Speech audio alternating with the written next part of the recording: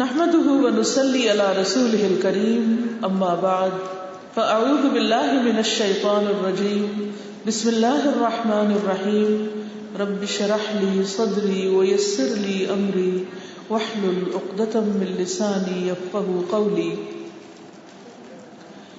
الحديث السادس عشر لا تغضب. عن ابي هريرة رضی اللہ عنہ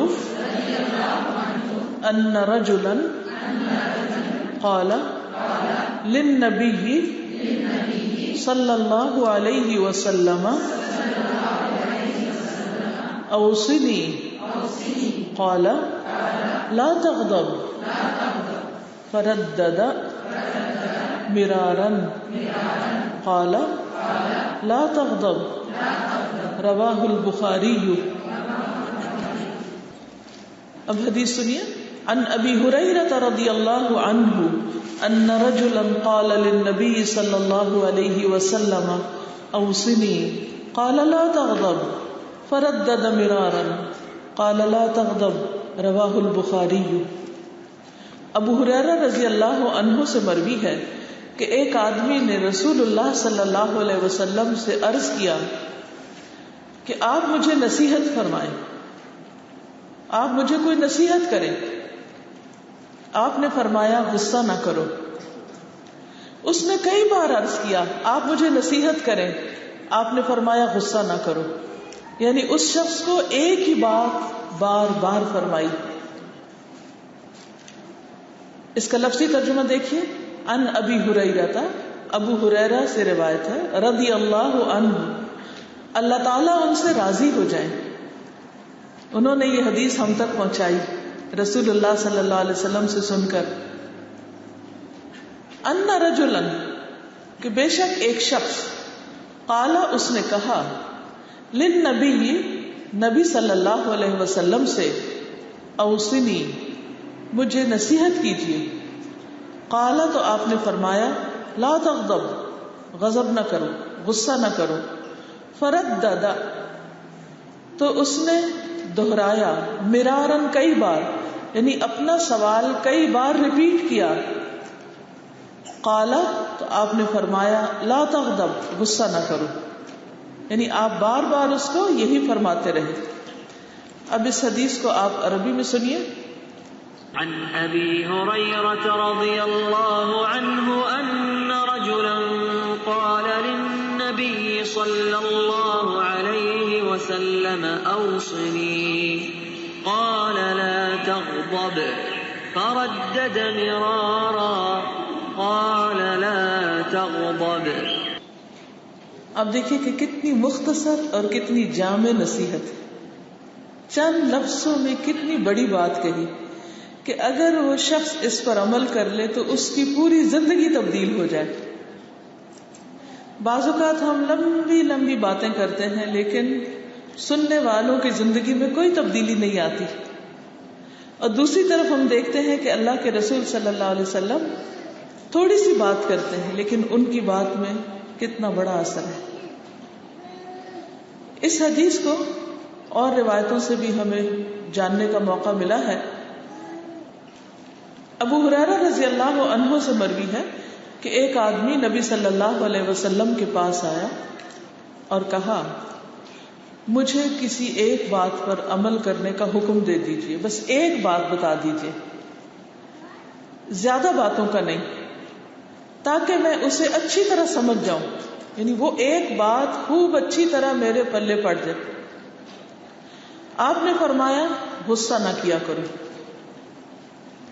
ایک اور روایت میں آتا ہے، احنف بن قیس سے مروی ہے، ایک مرتبہ ان کے چچا رسول اللہ صلی اللہ علیہ وسلم کے پاس آئے اور عرض کیا، مجھے کوئی ایک ایسی بات کہیں جو مجھے فائدہ دے اور وہ بات بھی مختصر ہو، چھوٹی ہو، تاکہ میں یاد رکھ سکوں. آپ نے فرمایا غصہ نہ کیا کرو، غصہ نہ کرو. مجھے امید ہے کہ یہ بات ہم سب بھی اچھی طرح یاد رکھ سکیں گے کیونکہ یہ بات رسول اللہ صلی اللہ علیہ وسلم نے فرمائی.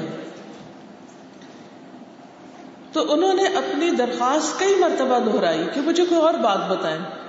رسول اللہ صلی اللہ علیہ وسلم نے ہر بار یہی بات فرمائی کہ غصہ نہ کرو. اور یہ حدیث مسند احمد کی ہے. غصہ اگر دیکھا جائے تو ہر شر کو جمع کر لیتا ہے. یعنی جو شخص غصہ کرتا ہے، دل میں کرے یا زبان سے کرے یا پورے اپنے ایکشنز کے ساتھ غصہ ظاہر کرے، اگر دیکھا جائے تو ساری خرابیاں اس کے اندر جمع ہو جاتی ہیں. ایک غصہ سارے کام بگاڑ دیتا ہے. کیونکہ ایک اور موقع پر آپ نے فرمایا، جب ایک آدمی نے آپ سے پوچھا کہ مجھے کوئی نصیحت کیجیے، تو آپ نے فرمایا کہ غصہ نہ کرو. وہ شخص کہتا ہے کہ میں نے نبی صلی اللہ علیہ وسلم کے فرمان پر غور و فکر کیا کہ آپ نے یہ بات اتنی بار کیوں فرمائی ہے، تو مجھے یہ معلوم ہوا، میں اس نتیجے پہ پہنچا کہ غصہ ہر طرح کی برائی کو جمع کر لیتا ہے. یعنی جو شخص غصہ کرتا ہے اس میں ہر طرح کی برائی، اس میں بہت سارے شر ہیں، وہ صرف ایک شر نہیں ہے. اب اس کا کیا مطلب ہے کہ ہمیں غصہ آئے ہی نہ؟ وہ تو آئے گا، تو ہر ایک کو آتا ہے. تو لا تغضب کا مطلب یہ ہے کہ غصے کا اظہار نہ کرو، غصے پر عمل نہ کرو. یعنی جب آ جائے تو پھر اس کو اپنے رویے سے، اپنی شکل سے، اپنے ان تمام ایکشن سے ظاہر نہ کرو کہ جس سے دوسرے لوگوں پر آپ کا منفی اثر پڑے. اور اگر دیکھا جائے تو غصے سے بچنا اللہ کے غضب سے بچنا ہے. عبداللہ ابن عمر رضی اللہ عنہ سے مروی ہے کہ انہوں نے رسول اللہ صلی اللہ علیہ وسلم سے پوچھا، کون سی چیز مجھے اللہ تعالیٰ کے غضب سے بچا سکتی؟ یعنی انہیں اس بات کا ڈر لگتا تھا کہ کہیں اللہ تعالیٰ مجھ پہ ناراض نہ ہو جائے. تو آپ نے فرمایا غصہ نہ کیا کرو. اگر تم لوگوں پہ غصہ کرو گے تو اللہ کا غصہ تم پر ہوگا، کیونکہ وہ اللہ کی مخلوق ہے. یعنی ہم اپنے لیے تو اچھا چاہیں لیکن دوسروں کے لیے اچھا نہ چاہیں تو یہ کیسے ہو سکتا ہے کہ ہمارے لیے اچھا چاہا جائے، پھر کوئی ہمارے لیے اچھا چاہے. اور اگر ہم اللہ کی مخلوق کے ساتھ محبت کرنے والے نہیں، ہم اللہ کی مخلوق کی خیر اور بھلائی کرنے والے نہیں، تو پھر ہماری خیر و بھلائی کیسے ہو؟ تو دوسرے لفظوں میں جو شخص غصے کا اظہار کرتا ہے ناروا طور پر، اور خاص طور پر جہاں غصہ نہیں کرنا چاہیے، وہ صرف اپنے جذبات سے مغلوب ہو کر غصہ کر رہا ہے، تو حقیقت میں وہ اپنے لیے مصیبت کما رہا ہے. اس کی ذات سے پھر کہیں خیر و بھلائی نہیں پھوٹ سکتی. غصہ کیا ہے اصل میں؟ غصہ آگ کا ایک انگارہ ہوتا ہے جو شیطان انسان کے دل میں جا کے رکھ دیتا ہے. غصہ شیطان کی طرف سے ہوتا ہے. وہ کوئی ایک ایسی سوچ، کوئی خیال، کوئی وسوسہ، کوئی ایسی تھنکنگ آپ کے اندر ڈال دیتا ہے جس سے آپ اندر ہی اندر کھولنا شروع کر دیتے ہیں. آپ جلنے لگتے ہیں، غضبناک ہونے لگتے ہیں، گویا آپ خود جل رہے ہوتے ہیں. جب وہ ابال اتنا زیادہ ہو جاتا ہے جلنے کا کہ پھر آپ کے کنٹرول میں نہیں رہتا اس کو اندر رکھنا، تو وہ پھر باہر پھٹ پڑتا ہے، لاوا پھٹ جاتا ہے. جیسے اگر دیکھا جائے تو زمین کے پیٹ میں بھی آگ بھری ہوئی ہے نا، لاوا ہے نا اندر،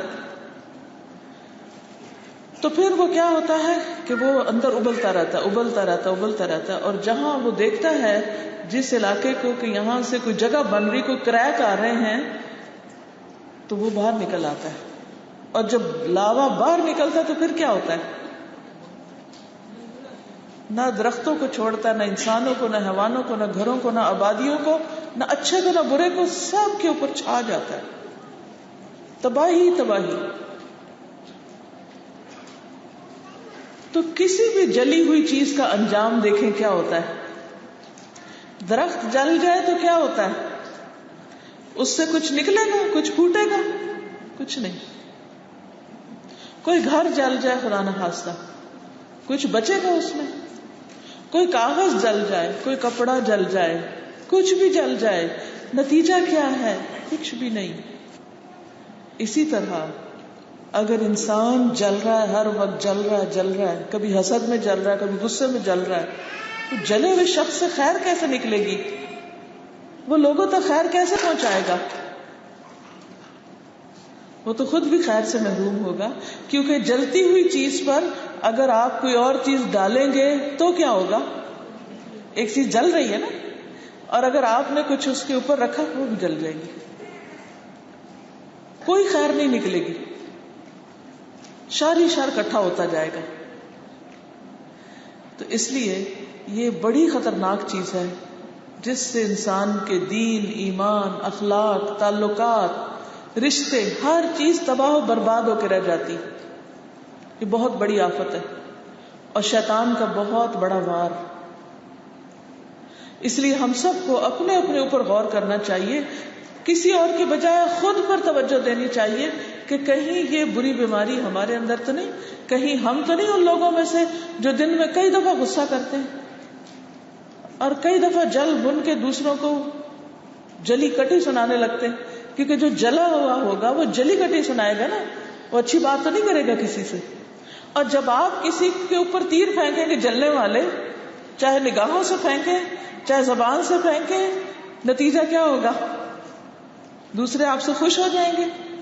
کبھی بھی نہیں، وہ بھی جلیں گے، وہ واپس حملہ کریں گے آپ پر.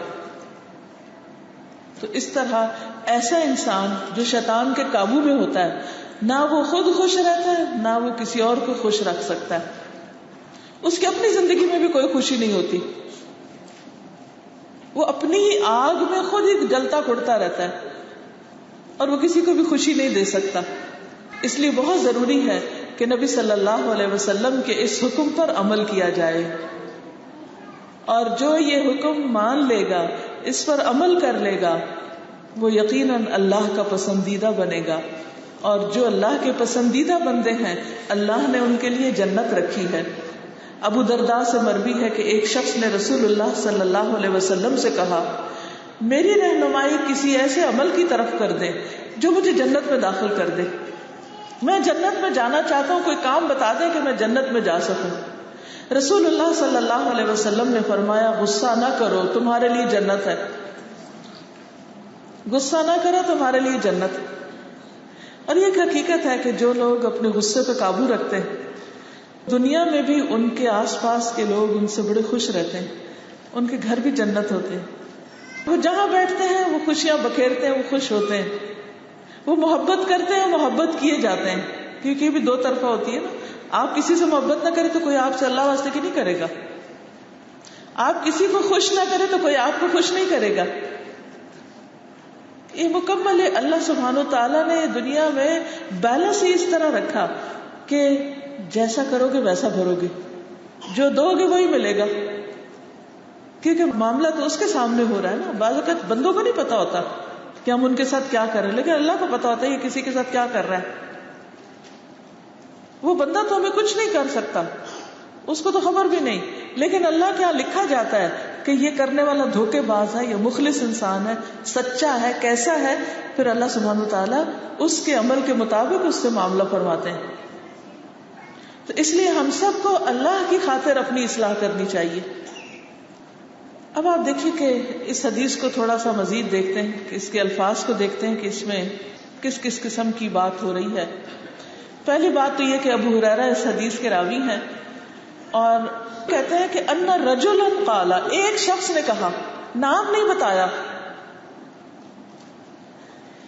کوئی شخص آیا اور اس نے کہا. اس کی کیا وجہ ہو سکتی؟ نام کیوں نہیں بتایا؟ کیونکہ نام بتاتے تو ہو سکتا ہے کہ سب کو پتا چل جاتا، اچھا فلاں وہ بہت غصے والا تھا نا، اسی لیے آپ نے اس کو کہا غصہ نہ کرو. تو نام نہیں مینشن کیا. اور ویسے بھی آپ دیکھیے کہ نام سے کیا فرق پڑتا، کوئی بھی ہو سکتا ہے، اے بی سی. اصل چیز تو کام ہے نا، اصل چیز تو نصیحت ہے، مقصد ہے. اور بعض اوقات لوگ اس ریسرچ میں پڑ جاتے ہیں، اچھا یہ حدیث کس کے بارے میں ہے. کئی دفعہ ایسا ہوتا ہے نا کہ انسان کوئی ایسا واقعہ ذکر کرتا ہے کسی کا جس میں کسی کے لیے نصیحت ہوتی، کیونکہ قرآن مجید میں آتا ہے نا، فَقْصُصِ الْقَصَصَ لَعَلَّهُمْ يَتَفَكَّرُونَ. لوگوں کے سامنے قصے بیان کرو، واقعات بتاؤ، سٹوری سناؤ، تاکہ لوگ جو ہے وہ غور و فکر کریں. اور سمجھانے کا اور نصیحت کرنے کا یہ بھی ایک بڑا اچھا طریقہ ہوتا ہے کہ کسی کو کوئی کہانی سنا کے بات سمجھائی جائے. اچھا بعض اوقات لوگ کہانی سے ہٹ جاتے ہیں، وہ یہ سوچنے لگتے ہیں اچھا یہ کس کی بات ہے، بھلا کس نے کہا ہوگا، کہیں فلاں نے تو نہیں کہا، کہیں فلاں نے تو نہیں، یہ اس کی تو نہیں، اس کی تو نہیں، یعنی irrelevant باتوں کی طرف چل پڑتے ہیں. تو پہلی بات ہے کہ ان رجلن کی بات ہے، یعنی حدیث کو اگر آپ دیکھیں کاغذ کو، کہ ان رجلن قال للنبی صلی اللہ علیہ وسلم، کہ ایک آدمی نے نبی صلی اللہ علیہ وسلم سے کہا، اور آدمی کا نام ہمیں معلوم نہیں اور ضرورت بھی نہیں ہمیں. کیا کہا؟ اوصنی، آپ مجھے وصیت کیجیے. وصیت کیا ہوتی ہے؟ وصیت ہوتی ہے کسی شخص کو کسی اہم کام کا حکم دیا جائے. عموماً وصیت کون کرتا ہے؟ وصیت تو سب کو ہی کرنی چاہیے، لیکن عموماً توجہ زیادہ وہ دیتے ہیں اس حکم پر جو سمجھتے ہیں کہ اب ہم بوڑھے ہو گئے ہیں یا فوت ہو جائیں گے، کوئی بیمار ہو جاتا ہے، یہ کوئی اور ان کو مسئلہ ہوتا ہے. تو اب مثلاً آپ کے گھر میں آپ کی والدہ ہیں، بزرگ ہو گئی ہیں، ان کے پاس کچھ زیور ہے، کچھ کپڑا ہے، کچھ زمین ہے، کچھ ان کی روزمرہ کی چیزیں ہیں. اگر وہ وصیت کریں گی تو کیا کریں گی؟ گولڈ کے بارے میں کریں گی یا سرمے دانی کے بارے میں کریں گی؟ گولڈ کے بارے میں کریں گی، کیونکہ گولڈ زیادہ امپورٹنٹ چیز ہے کہ اس کے بارے میں بتایا جائے کہ اس کا کرنا کیا ہے، اس میں سے کوئی صدقہ کرنا ہے یا تقسیم کرنا ہے، کیا کرنا ہے. وراثت تو خیر خود ہی تقسیم ہو جاتی ہے، لیکن وصیت وغیرہ کے لیے جو کسی صدقہ جاریہ کے کام میں لگانا ہو یا صدقہ کرنا ہو یا کسی رشتہ دار کو دینا ہو یا کوئی قرضہ دینا ہو، تو وصیت ہوتی ہے کسی اہم کام کا حکم دینا، کسی امپورٹنٹ چیز کے بارے میں بتانا. اب یہاں پر نبی صلی اللہ علیہ وسلم کو اس نے کہا کہ آپ مجھے، یعنی یہ نہیں کہا نصیحت کیجیے، تو اردو میں ترجمہ کریں، اس نے کہا اوصنی، مجھے کوئی تاکیدی حکم دیں، کوئی امپورٹنٹ بات بتائیں، کوئی اہم چیز بتائیں. تو آپ نے فرمایا لا تغضب، غصہ نہ کرو، غضب نہ کرو. غضب کی وضاحت نبی صلی اللہ علیہ وسلم نے یہ فرمائی ہے کہ یہ ایک آگ کا انگارہ ہے. غضب کیا ہے؟ غصہ کیا ہے؟ آگ کا ایک انگارہ ہے. انگارہ کا پتہ کیا ہوتا ہے؟ برننگ کول جو ہوتا ہے نا، جب آپ یہ کرتے ہیں نا باربیکیو یا اسموک کرتے ہیں چیزوں کو، تو جی کوئلہ جس کو بولتے ہیں، تو یہ برننگ کول جو ہے وہ آپ لکڑیوں کے ڈھیر میں رکھ دیتے ہیں. پھر کیا ہوتا ہے اس کے بعد؟ ایک کول پہلے اس سے اسموک اٹھتا ہے، پھر تھوڑا تھوڑا فلیم اٹھتا ہے، پھر اس کے بعد اس جتنی لکڑیاں ہوتی ہیں آس پاس سب کو بھڑکا کے جلا دیتا ہے. تو اٹس لائک اے برننگ کول جو انسان کے دل میں رکھ دیا جاتا ہے، یہاں آ جاتا ہے، جلنے لگتا ہے انسان. کون رکھتا ہے؟ دشمن. کون سا دشمن؟ شیطان. کیونکہ جب ہمارے اندر اللہ کا ذکر نہیں ہوتا، اللہ کی یاد نہیں ہوتی، تو وہ گھس جاتا ہے اندر. تو فرمایا کہ یہ آگ کا ایک انگارہ ہے جس کو شیطان ابن آدم کے دل میں ڈال دیتا ہے تو دل جوش کھانے لگتا ہے. اسی وجہ سے، اسی آگ کی وجہ سے آدمی کا چہرہ لال ہو جاتا ہے، آنکھیں لال ہو جاتی ہیں، منہ لال ہو جاتا ہے، اس کی رگیں پھول جاتی ہیں. یہ جو گردن کی رگیں ہوتی ہیں نا، اور بعض اوقات یہاں سے بھی اور بعض اوقات یہاں سے بھی وہ رگ پوری نظر آنے لگتی ہے، اتنا بی پی ہائی ہو جاتا ہے. بعض اوقات اس کے رونگٹے کھڑے ہو جاتے ہیں، پوری باڈی جو ہے اس کی کانپنے لگتی ہے غصے کی وجہ سے. تو یہاں رسول اللہ صلی اللہ علیہ وسلم کی مراد کیا ہے؟ کیا آپ کا مقصد یہ تھا کہ اسے غصہ آنا ہی نہیں چاہیے، یعنی شیطان نے اگر کوئلہ رکھ دیا اندر، یا آپ کا مطلب یہ تھا کہ اس کے بعد اس کو بجھانا چاہیے، کنٹرول کرنا چاہیے اور بھڑکنا نہیں چاہیے اس کو؟ کیا مطلب؟ بھڑکنا نہیں چاہیے، کنٹرول کر لینا چاہیے. ایک ہوتا ہے چھوٹی سی سپارک نکل کے کسی جگہ سے اڑ کے کسی کا کپڑے پہ جا پڑتی ہے چیز پہ، تو آپ کیا کرتے ہیں؟ فوراً ہٹا دیتے ہیں اس کو، کیونکہ اگر آپ اس کو چھوڑ دیں تو کیا ہوگا؟ وہ بڑھ جائے گی، آگ زیادہ ہو جائے گی. اور اگر آپ کنٹرول کر لیں گے تو وہ جگہ تو تھوڑی سی جلے گی لیکن باقی سب کچھ بچ جائے گا. اسی طرح جب انسان اپنے غصے پر قابو پا لیتا ہے تو اس کا فائدہ کیا ہوتا ہے کہ وہ تھوڑی دیر تو دل جلتا ہے لیکن آگ بھڑکتی نہیں، زیادہ اور چیزوں کو نہیں جلاتی، صرف دل کو اس حصے تک اثر کرتی اور بس بات ختم، معاملہ جلدی حل ہو جاتا ہے. کیونکہ شیطان انسان کا دشمن ہے اور انسان ہر وقت الرٹ نہیں رہ سکتا. بہت دفعہ انسان غافل ہو جاتا ہے، لیزی ہو جاتا ہے، سست ہو جاتا ہے، یا دنیا کی کوئی محبت اس کے دل پہ چھا جاتی ہے. تو جو ہی انسان اللہ سے غافل ہوتا ہے، اللہ کے ذکر سے غافل ہوتا ہے، شیطان فوراً آ کے حملہ کر دیتا ہے، کوئی نہ کوئی خیال ہمارے دل میں ڈال دیتا ہے، پھر وہ اندر بیٹھ جاتا ہے، پھر وہ وہاں سے کام خراب ہو جاتا ہے. تو اس میں آپ دیکھیے کہ جب یہ کہا گیا کہ لا تغضب، غصہ نہ کرو، تو مطلب یہ ہے کہ جب تمہارے اندر یہ جلن پیدا ہو جائے، ایسی کیفیت پیدا ہو جائے، تو پھر کیا کرو؟ صبر کرو، انتظار کرو، جلدی نہ کرو. لیکن ہم سب سے زیادہ جلدی کس وقت کرتے ہیں؟ ہم عام طور پر سوچ سمجھ کے بولتے ہیں، لیکن جب غصہ ہوتا ہے تو پھر کیسے بولتے ہیں؟ ایک دم بولتے ہیں. اور وہ بولتے بھی آرام سے نہیں کہ تھوڑا سا بول کے بس کر دیں. پھر جب تک وہ سارا ٹھنڈا نہ ہو جائے، سارا لاوا باہر نہ آ جائے، چپ بھی نہیں کرتے. کوئی چپ کرائے تو اس میں بھی غصہ ہونے لگتا، تم پیچھے ہٹ جاؤ، تم مت مجھے کچھ کہو، آج مجھے خبر لینے دو. اچھا آپ سب کچھ کر لیتے ہیں، لاوا بھی باہر آ گیا، خبر بھی لے لی، سب کچھ، اب کیا ہوا؟ ہر چیز تباہ و برباد، ریلیشن شپ خراب، تعلقات خراب، اپنا دل الگ خراب. نہ اب نماز میں دل لگ رہا ہے، نہ کوئی قرآن پڑھنے میں دل لگ رہا ہے، نہ اور نیکی کے کاموں میں، دماغ الگ مشغول، ایک الگ ایک عجب آفت. یہی تو چاہا تھا آپ کے دشمن نے کہ آپ کو تباہ و برباد کرے، اور وہ کر کے چلا گیا. تو کیا ہی اچھا ہوتا کہ اگر پہلے ہی لمحے جب پتا چل گیا کہ شیطان نے وار کر دیا ہے، دشمن کا گولا آ گرا ہے، تو پھر کیا کرے انسان؟ اس کو فوراً اس آگ کو قابو پانے کی کوشش کرے، اسے بھڑکنے نہ دے. اور آپ دیکھیے کہ کوئی بھی عقل مند انسان اگر کسی بھی چیز کو تھوڑی سی بھی آگ لگ جاتی ہے تو فرسٹ ریئیکشن کیا ہوتا ہے کہ اس کو قابو پاؤ.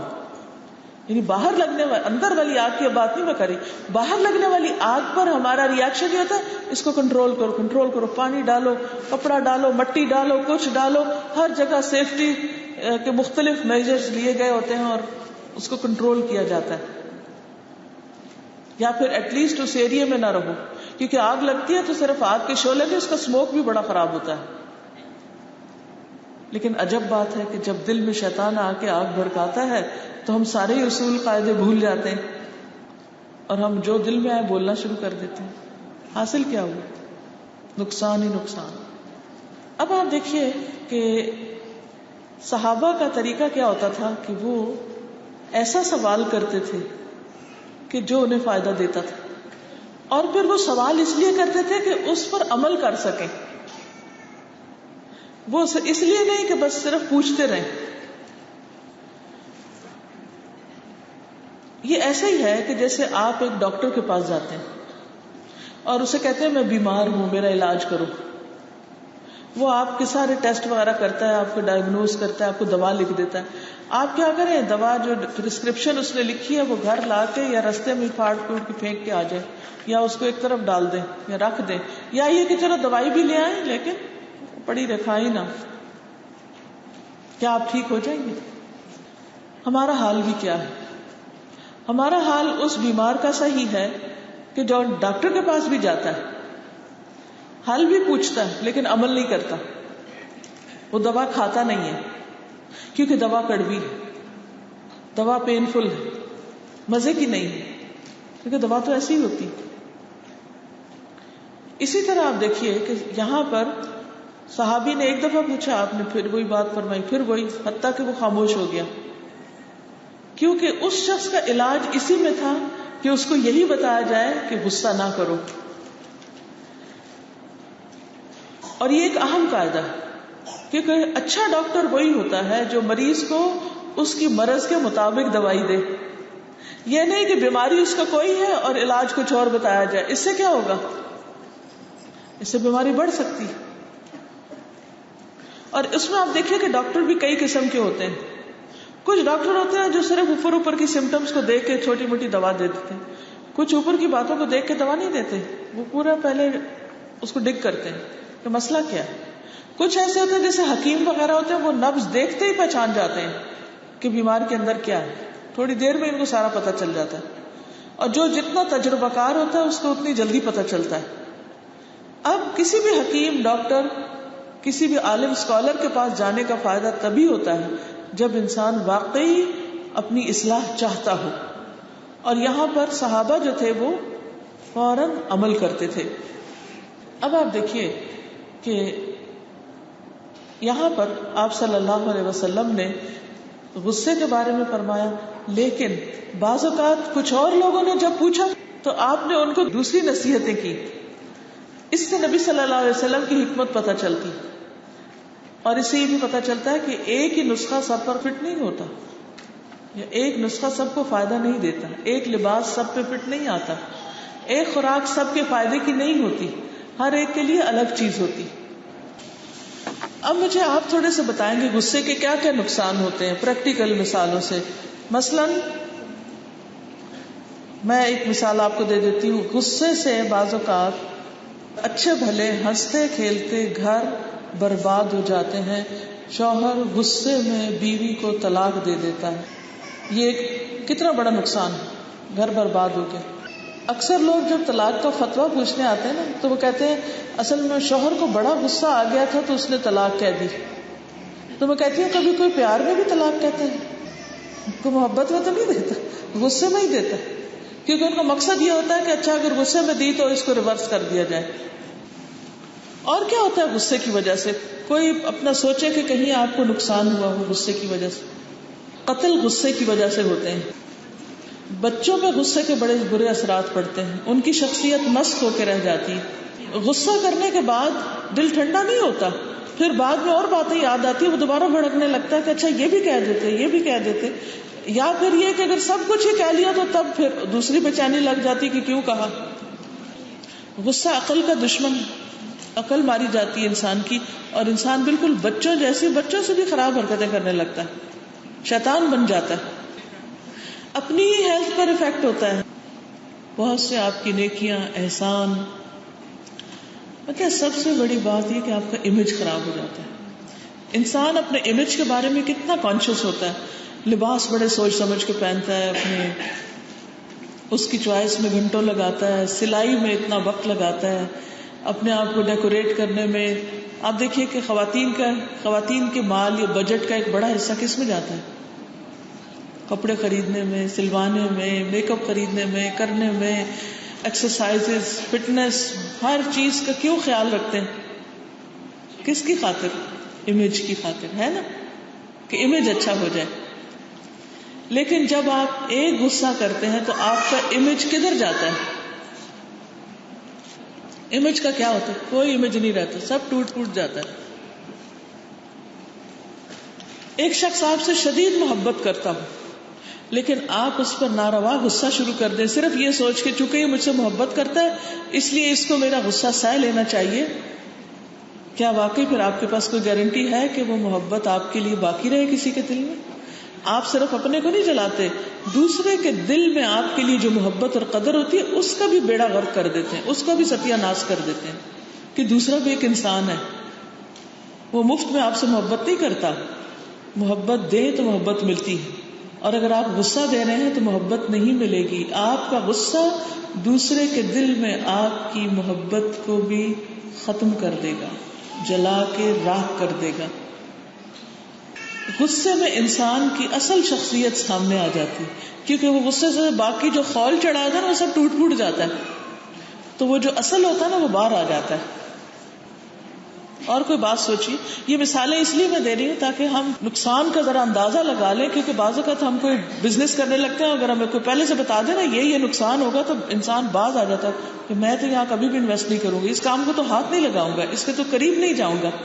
بعض اوقات ایسا ہوتا ہے کہ انسان غصہ کرتا ہے اور اس کو کچھ شیطان مزہ دلاتا ہے نا غصہ کرنے سے, اور دوسرے بےچارے کمزور ہونے کی وجہ سے یا شرم کی وجہ سے چپ ہو جاتے ہیں, آگے سے ری ایکشن نہیں کرتے کوئی. تو انسان کو پھر بار بار کرنے کی عادت پڑ جاتی ہے. جی غصے سے چونکہ عقل ماری جاتی ہے تو ڈیسیژن بھی غلط ہوتے ہیں. بعض اوقات عورتیں گھر چھوڑ کے چلی جاتی ہیں, بچے اٹھائے گئے, ہم نہیں رہیں گے اس گھر میں, ٹھیک ہے. اب کیا ہوتا ہے جب غصہ ٹھنڈا ہوتا ہے پھر سمجھ آتی ہے کہ بڑا ہی غلط فیصلہ تھا, ساری زندگی پچھتاتے گزر جاتی.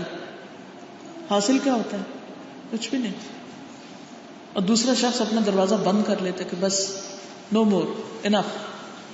تو اس لیے اللہ کے رسول صلی اللہ علیہ وسلم نے ہمارے فائدے کے لیے ہمیں بتایا ہے لا تغضب, غصہ نہ کرو, کیونکہ اس میں ہمارا ہی نقصان ہے. اسی طرح بعض لوگ قسمیں کھا لیتے, میں تو اس سے بات نہیں کروں گا, میں تو اس کو یہ نہیں دوں گا, میں اس کو مار ڈالوں گا. یعنی غلط غلط وعدے, غلط غلط قسمیں اور غلط باتیں زبان سے نکلتی ہیں, جس کا نقصان یہ ہوتا ہے کہ اس کے بعد پھر آ کے کفارہ پوچھتے ہیں کہ اب میں نے غصے میں یہ قسم کھا لی تھی, اب کیا کروں. دوسرا یہ ہے کہ ایک اور بات یہ ہے کہ غصہ جو ہے یہ بد اخلاقی کی سب سے بڑی قسم ہے, سخت بد اخلاقی. اور ہمارا دین ہمیں برے اخلاق سے منع کرتا ہے, کیونکہ آپ نے جو فرمایا تھا کہ لا تغضب, تو اس کا مطلب یہ ہے کہ برے اخلاق کو چھوڑ دو, برا اخلاق اختیار نہیں کرو. پھر کریں کیا؟ اپنے آپ کو برداشت کا عادی بنائیں, غصہ برداشت کرنے کی اپنے اندر قوت پیدا کریں. مثلا آپ صلی اللہ علیہ وسلم کہیں جا رہے تھے تو ایک اعرابی پاس سے گزرا, بدو.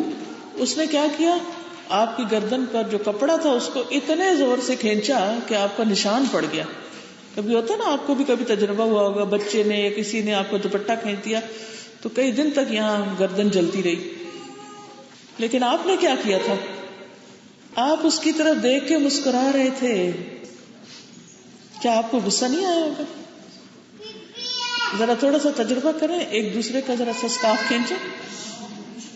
یہ ابھی تو بڑے پیار سے کھینچ رہے ہیں. کیسا فیل ہوتا ہے اگر کوئی آپ کو دوپٹہ بھی کھینچ دے یا کوئی کپڑا کھینچ دے, تو آپ انسٹنٹ ریاکشن کیا ہوتا ہے, یہ کیا کیا, ایک دم غصے سے گھورنے لگتے ہیں آپ اس کو, واٹس دس. حتیٰ کہ اپنے بچے کو بھی آپ نہیں چھوڑتے, معاف نہیں کرتے, آپ اس کے ہاتھ سے چیز کھینچ لیتے ہیں. یعنی آپ کو بھی جواباً غصہ آ جاتا ہے, تو یہ کیا. لیکن نبی صلی اللہ علیہ وسلم نے کیا کیا, جب اس اعرابی نے اتنے زور سے چادر کھینچی کہ آپ کو نشان پڑ گیا, آپ نے اس کو دیکھ کے مسکرا دیا. آپ کیسے مسکرا پڑے, کیسے پاسبل ہوا یہ؟ تو آپ صلی اللہ علیہ وسلم مسکرا دیے. اگر کوئی اور ہوتا آپ کی جگہ تو سوال ہی پیدا نہیں ہوتا کہ اس کو غصہ نہ آتا. تو اگر ہم رسول اللہ صلی اللہ علیہ وسلم کے اسوہ حسنہ پر چلیں تو ہمارے اندر بہترین قوت برداشت پیدا ہو سکتی, کیونکہ آپ بھی ایک انسان تھے. اور آپ اگر غصہ برداشت کر سکتے ہیں تو انشاءاللہ ہم بھی کوشش کریں تو برداشت کر لیں گے, کنٹرول کر لیں گے. اسی لیے تو آپ نے فرمایا کہ نہیں کرو. اگر یہ ممکن نہ ہوتا تو آپ یہ نصیحت ہی نہ کرتے. اب دیکھیں کہ غصے کی کچھ قسمیں ہیں. نمبر 1 محمود غصہ, نمبر 2 مباح غصہ, نمبر 3 مذموم غصہ. مذموم. نمبر 1 محمود. محمود کا مطلب کیا ہے؟ پسندیدہ. کیونکہ اللہ نے کسی مقصد کے لیے غصہ ہمارے اندر رکھا ہے, وہ ہماری ذات کے لیے نہیں رکھا, بلکہ اللہ نے اس لیے رکھا ہے تاکہ ہم اسے صحیح جگہ پر استعمال کریں. اور وہ کون سا ہے؟ وہ غصہ جو اللہ کی خاطر کیا جائے, جب اس کی کوئی حد توڑی جائے.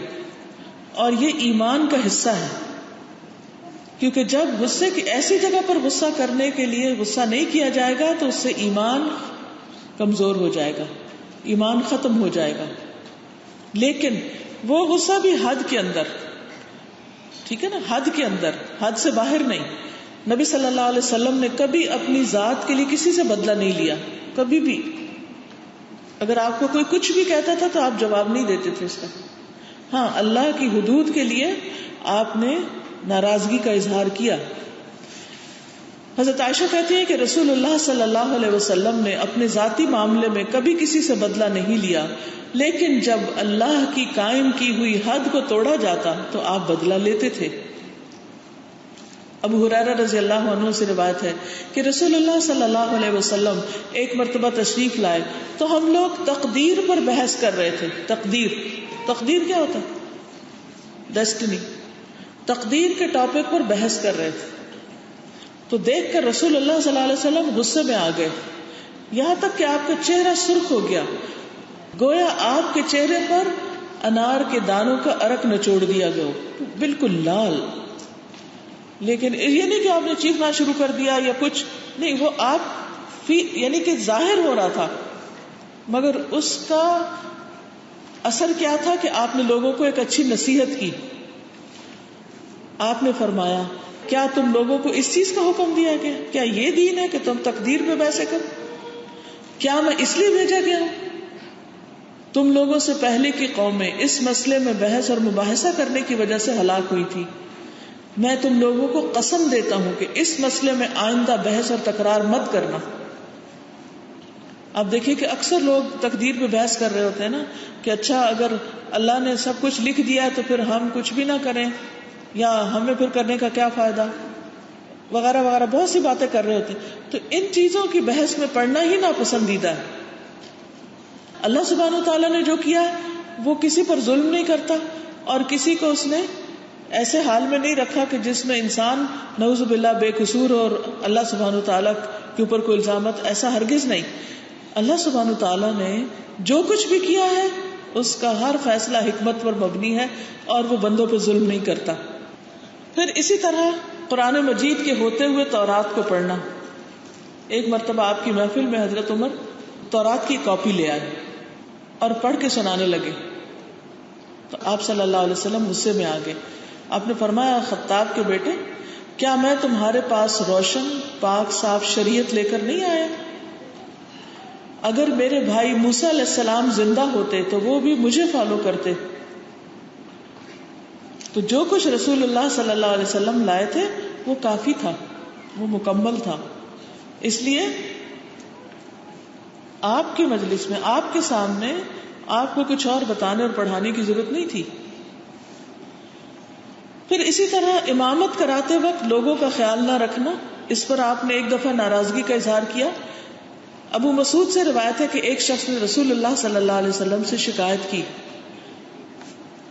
کہ یا رسول اللہ, میں فجر کی نماز میں تاخیر کر کے اس لیے شریک ہوتا ہوں کہ فلاں شخص جو ہے وہ فجر کی نماز بہت لمبی کر دیتے ہیں. کسی کا ذکر کیا, آپ اس پر اس قدر غصے ہوئے کہ میں نے نصیحت کے وقت اس دن سے زیادہ غضبناک آپ کو کبھی بھی نہیں دیکھا. لیکن آپ کا غصہ ایسا نہیں تھا کہ جو آپ کی آواز میں جھلکے یا آپ کے رویے میں, صرف یہ ہے کہ آپ کی جو چہرے کے تاثرات تھے وہ بدل جاتے تھے, جس سے پتہ چل جاتا تھا کہ آپ خوش نہیں ہیں, آپ غصے میں ہیں. آپ نے فرمایا لوگوں, تم میں بعض لوگ لوگوں کو نماز سے دور کرنے کا ذریعہ ہیں, یعنی تم میں سے کچھ لوگ لوگوں کو نماز سے بھگا رہے ہیں. بس تم میں سے جو شخص امام بنے اسے ہلکی نماز پڑھنی چاہیے, اس لیے کہ اس کے پیچھے کمزور, بوڑھے اور ضرورت والے سبھی ہوتے ہیں. تو سب لوگ اتنی لمبی نمازیں نہیں پڑھ سکتے, اس لیے لوگوں کو لمبی نمازیں مت پڑھاؤ, اتنی پڑھاؤ جتنی وہ برداشت کر سکے. اسی طرح ایک شخص نے حالت حیض میں اپنی بیوی کو طلاق دے دی, یعنی کہ بیوی اس کی پیریڈز کی حالت میں تھی تو اس نے طلاق بول دی. تو عمر رضی اللہ تعالیٰ عنہ نے اس کے متعلق رسول اللہ صلی اللہ علیہ وسلم سے حکم دریافت کیا, تو آپ سخت ناراض ہوئے کہ تو اس نے ایسا کیوں کیا, یعنی اس شخص پہ ناراض ہوئے جس نے طلاق دی تھی.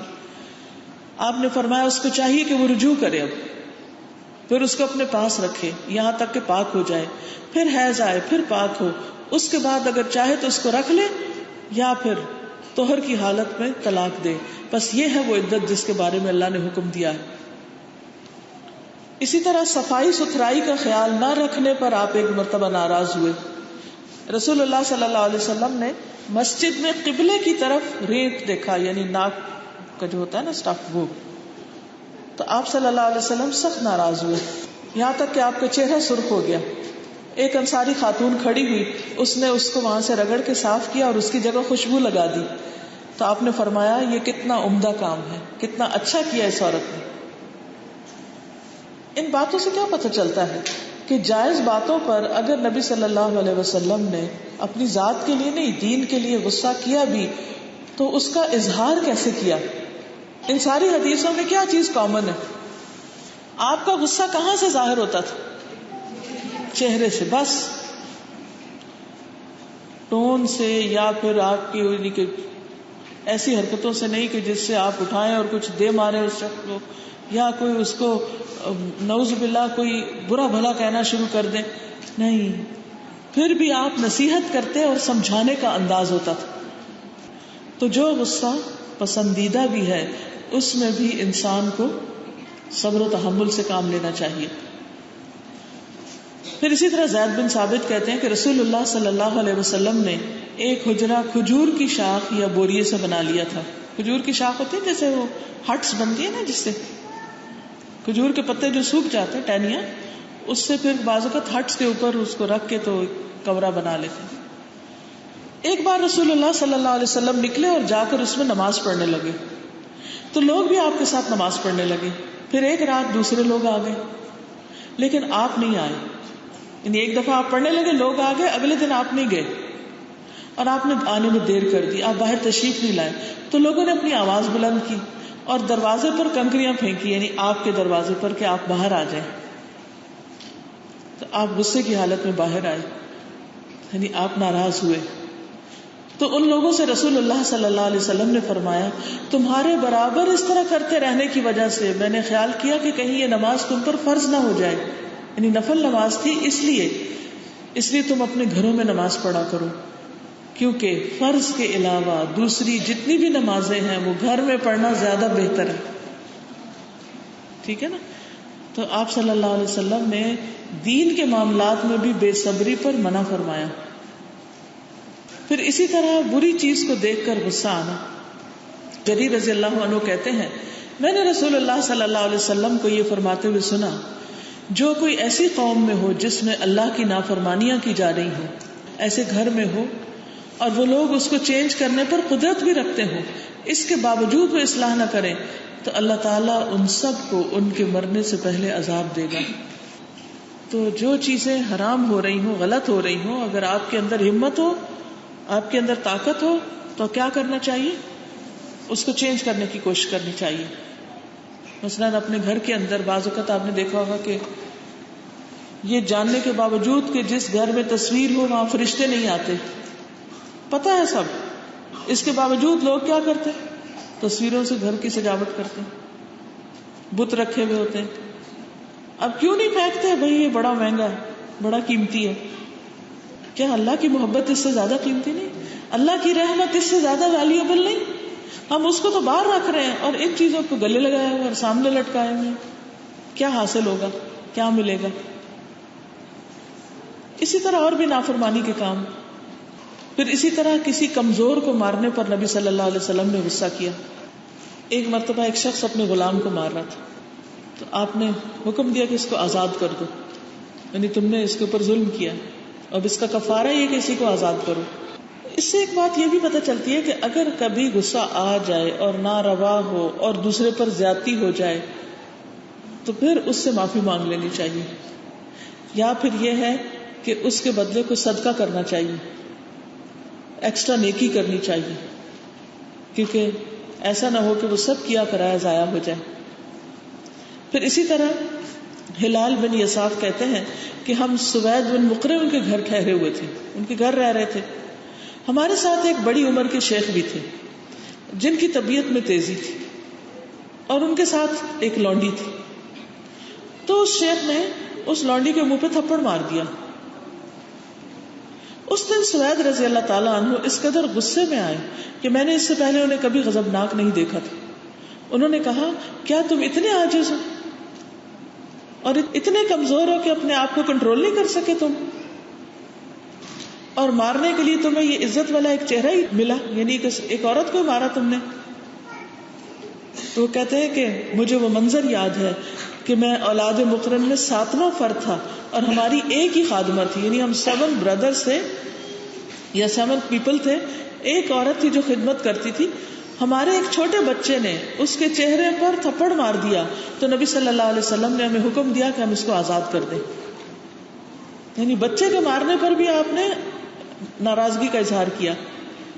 تو اس لیے ہمیں کوئی حق نہیں کہ ہم چھوٹی چھوٹی بات پر اپنے بچوں کی کھال ادھیڑنے بیٹھ جائیں اور ان کو خوب ماریں یا ان کے بال کھینچیں یا ان کے اوپر دروازے ماریں یا کچھ. یا شوہر کو حق نہیں کہ وہ بیوی کے اوپر جیسے چاہے اس کو مار پٹائی اس کی شروع کر دے. نہیں، ہمیشہ انسان کو یاد رکھنا چاہیے کہ اوپر اللہ دیکھ رہا ہے جو سب سے بڑا ہے، اور وہ انتقام لینے والا ہے، وہ بدلہ لینے والا ہے. کسی پہ غصہ کر کے اور کسی پہ ظلم کر کے انسان کہیں بھاگ کے نہیں جا سکتا. تو اس سے کیا پتہ چلتا ہے کہ جائز غصہ کس چیز پر کر سکتے ہیں اور کتنا کر سکتے ہیں، کہ ذات کے لیے نہیں. اللہ کی حد توڑی جا رہی ہو، اللہ کی نافرمانی کی جا رہی ہو، کسی انسان پر ظلم کیا جا رہا ہو تو اس کو غصہ آنا چاہیے، لیکن اس غصے میں ظالم نہیں بن جانا چاہیے کہ آپ اتنا غصہ شروع کر دیں کہ وہ بات تو کہیں اور چلی جائے اور آپ کا غصہ جو ہے وہ ہر چیز نگل کے رکھ دے. اور غصے کے اظہار کا بھی ڈیسنٹ طریقہ ہونا چاہیے، نہ کہ انسان غصے میں پاگل ہو جائے اور پاگلوں جیسی حرکتیں شروع کر دے. اس وقت بھی عقل اتنی باقی رہے کہ انسان دوسرے کو حکمت کے ساتھ اچھی نصیحت کر سکے اور غصے کو برداشت کرے، انسان کو کنٹرول کرے. اور اگر انسان چاہے تو واقعی اللہ سبحانہ وتعالیٰ اس کو توفیق دیتا ہے کہ وہ کنٹرول کر لے. دوسری قسم ہے مباح غصہ. ایسی چیز پر غصہ کہ جس پر انسان کو پکڑ نہیں، انسان کے اوپر، انسان پر گناہ نہیں لکھا جاتا. وہ کون سا ہوگا؟ یعنی وہ کون سا غصہ ہے جس کے کرنے پر انسان کی پوچھ نہیں، یا اس کو پوچھا نہیں جائے گا، یا اس پر اللہ تعالیٰ ناراض نہیں ہوگا. چلیے میں آپ کو قرآن مجید کی، جب ان پر زیادتی ہوتی ہے تو وہ بدلہ لیتے ہیں، اور برائی کا بدلہ ویسی ہی برائی ہے، زیادہ نہیں. پھر جو کوئی معاف کر دے اور صلح کر لے اس کا اجر اللہ کے ذمہ ہے. وہ ظالموں کو قطعاً پسند نہیں کرتا، اور جو شخص ظلم ہونے کے بعد بدلہ لے تو اس پر کوئی الزام نہیں. یعنی مظلوم کو اللہ تعالیٰ نے حق دیا ہے کہ وہ ظالم سے بدلہ لے سکتا ہے، لیکن جتنا اس پہ ظلم ہوا اس کے برابر، اس سے زیادہ نہیں. یہ حق دیا گیا ہے، اس پر پکڑ نہیں. لیکن پھر بھی اگر کوئی معاف کر دے تو اللہ سبحانہ وتعالیٰ کو معاف کرنے والے لوگ بہت پسند ہیں کہ اس سے جھگڑا مزید نہیں بڑھتا. پھر اب اس سلسلے میں ہمیں نبی صلی اللہ علیہ وسلم کی زندگی سے کچھ مثالیں ملتی. مثلاً ایک مثال ہے، حضرت ابو ہریرہ رضی اللہ تعالیٰ عنہ کہتے ہیں کہ ایک آدمی نے نبی صلی اللہ علیہ وسلم کی موجودگی میں ابو بکر رضی اللہ عنہ کو بہت برا بھلا کہا. ابو بکر نبی صلی اللہ علیہ وسلم کی خاموشی پر مسکراتے رہے. یہ دونوں تھے. ایک بندہ آیا، اس حضرت ابو بکر کو گالی گلوچ کرنے لگا. نبی صلی اللہ علیہ وسلم خاموش ہیں، چپ ہیں، مسکرا رہے ہیں. ان کے دوست کو برا بھلا کہا جا رہا ہے اور وہ چپ ہیں. کوئی حکمت ہوگی نا. لیکن جب وہ آدمی حد سے بڑھ گیا اور بہت ہی زیادہ برا بھلا کہنے لگا تو ابو بکر رضی اللہ تعالیٰ عنہ نے بھی اس کی اس بات کا جواب دے دیا. اس پر نبی صلی اللہ علیہ وسلم ناراضگی سے اٹھے اور چلے گئے.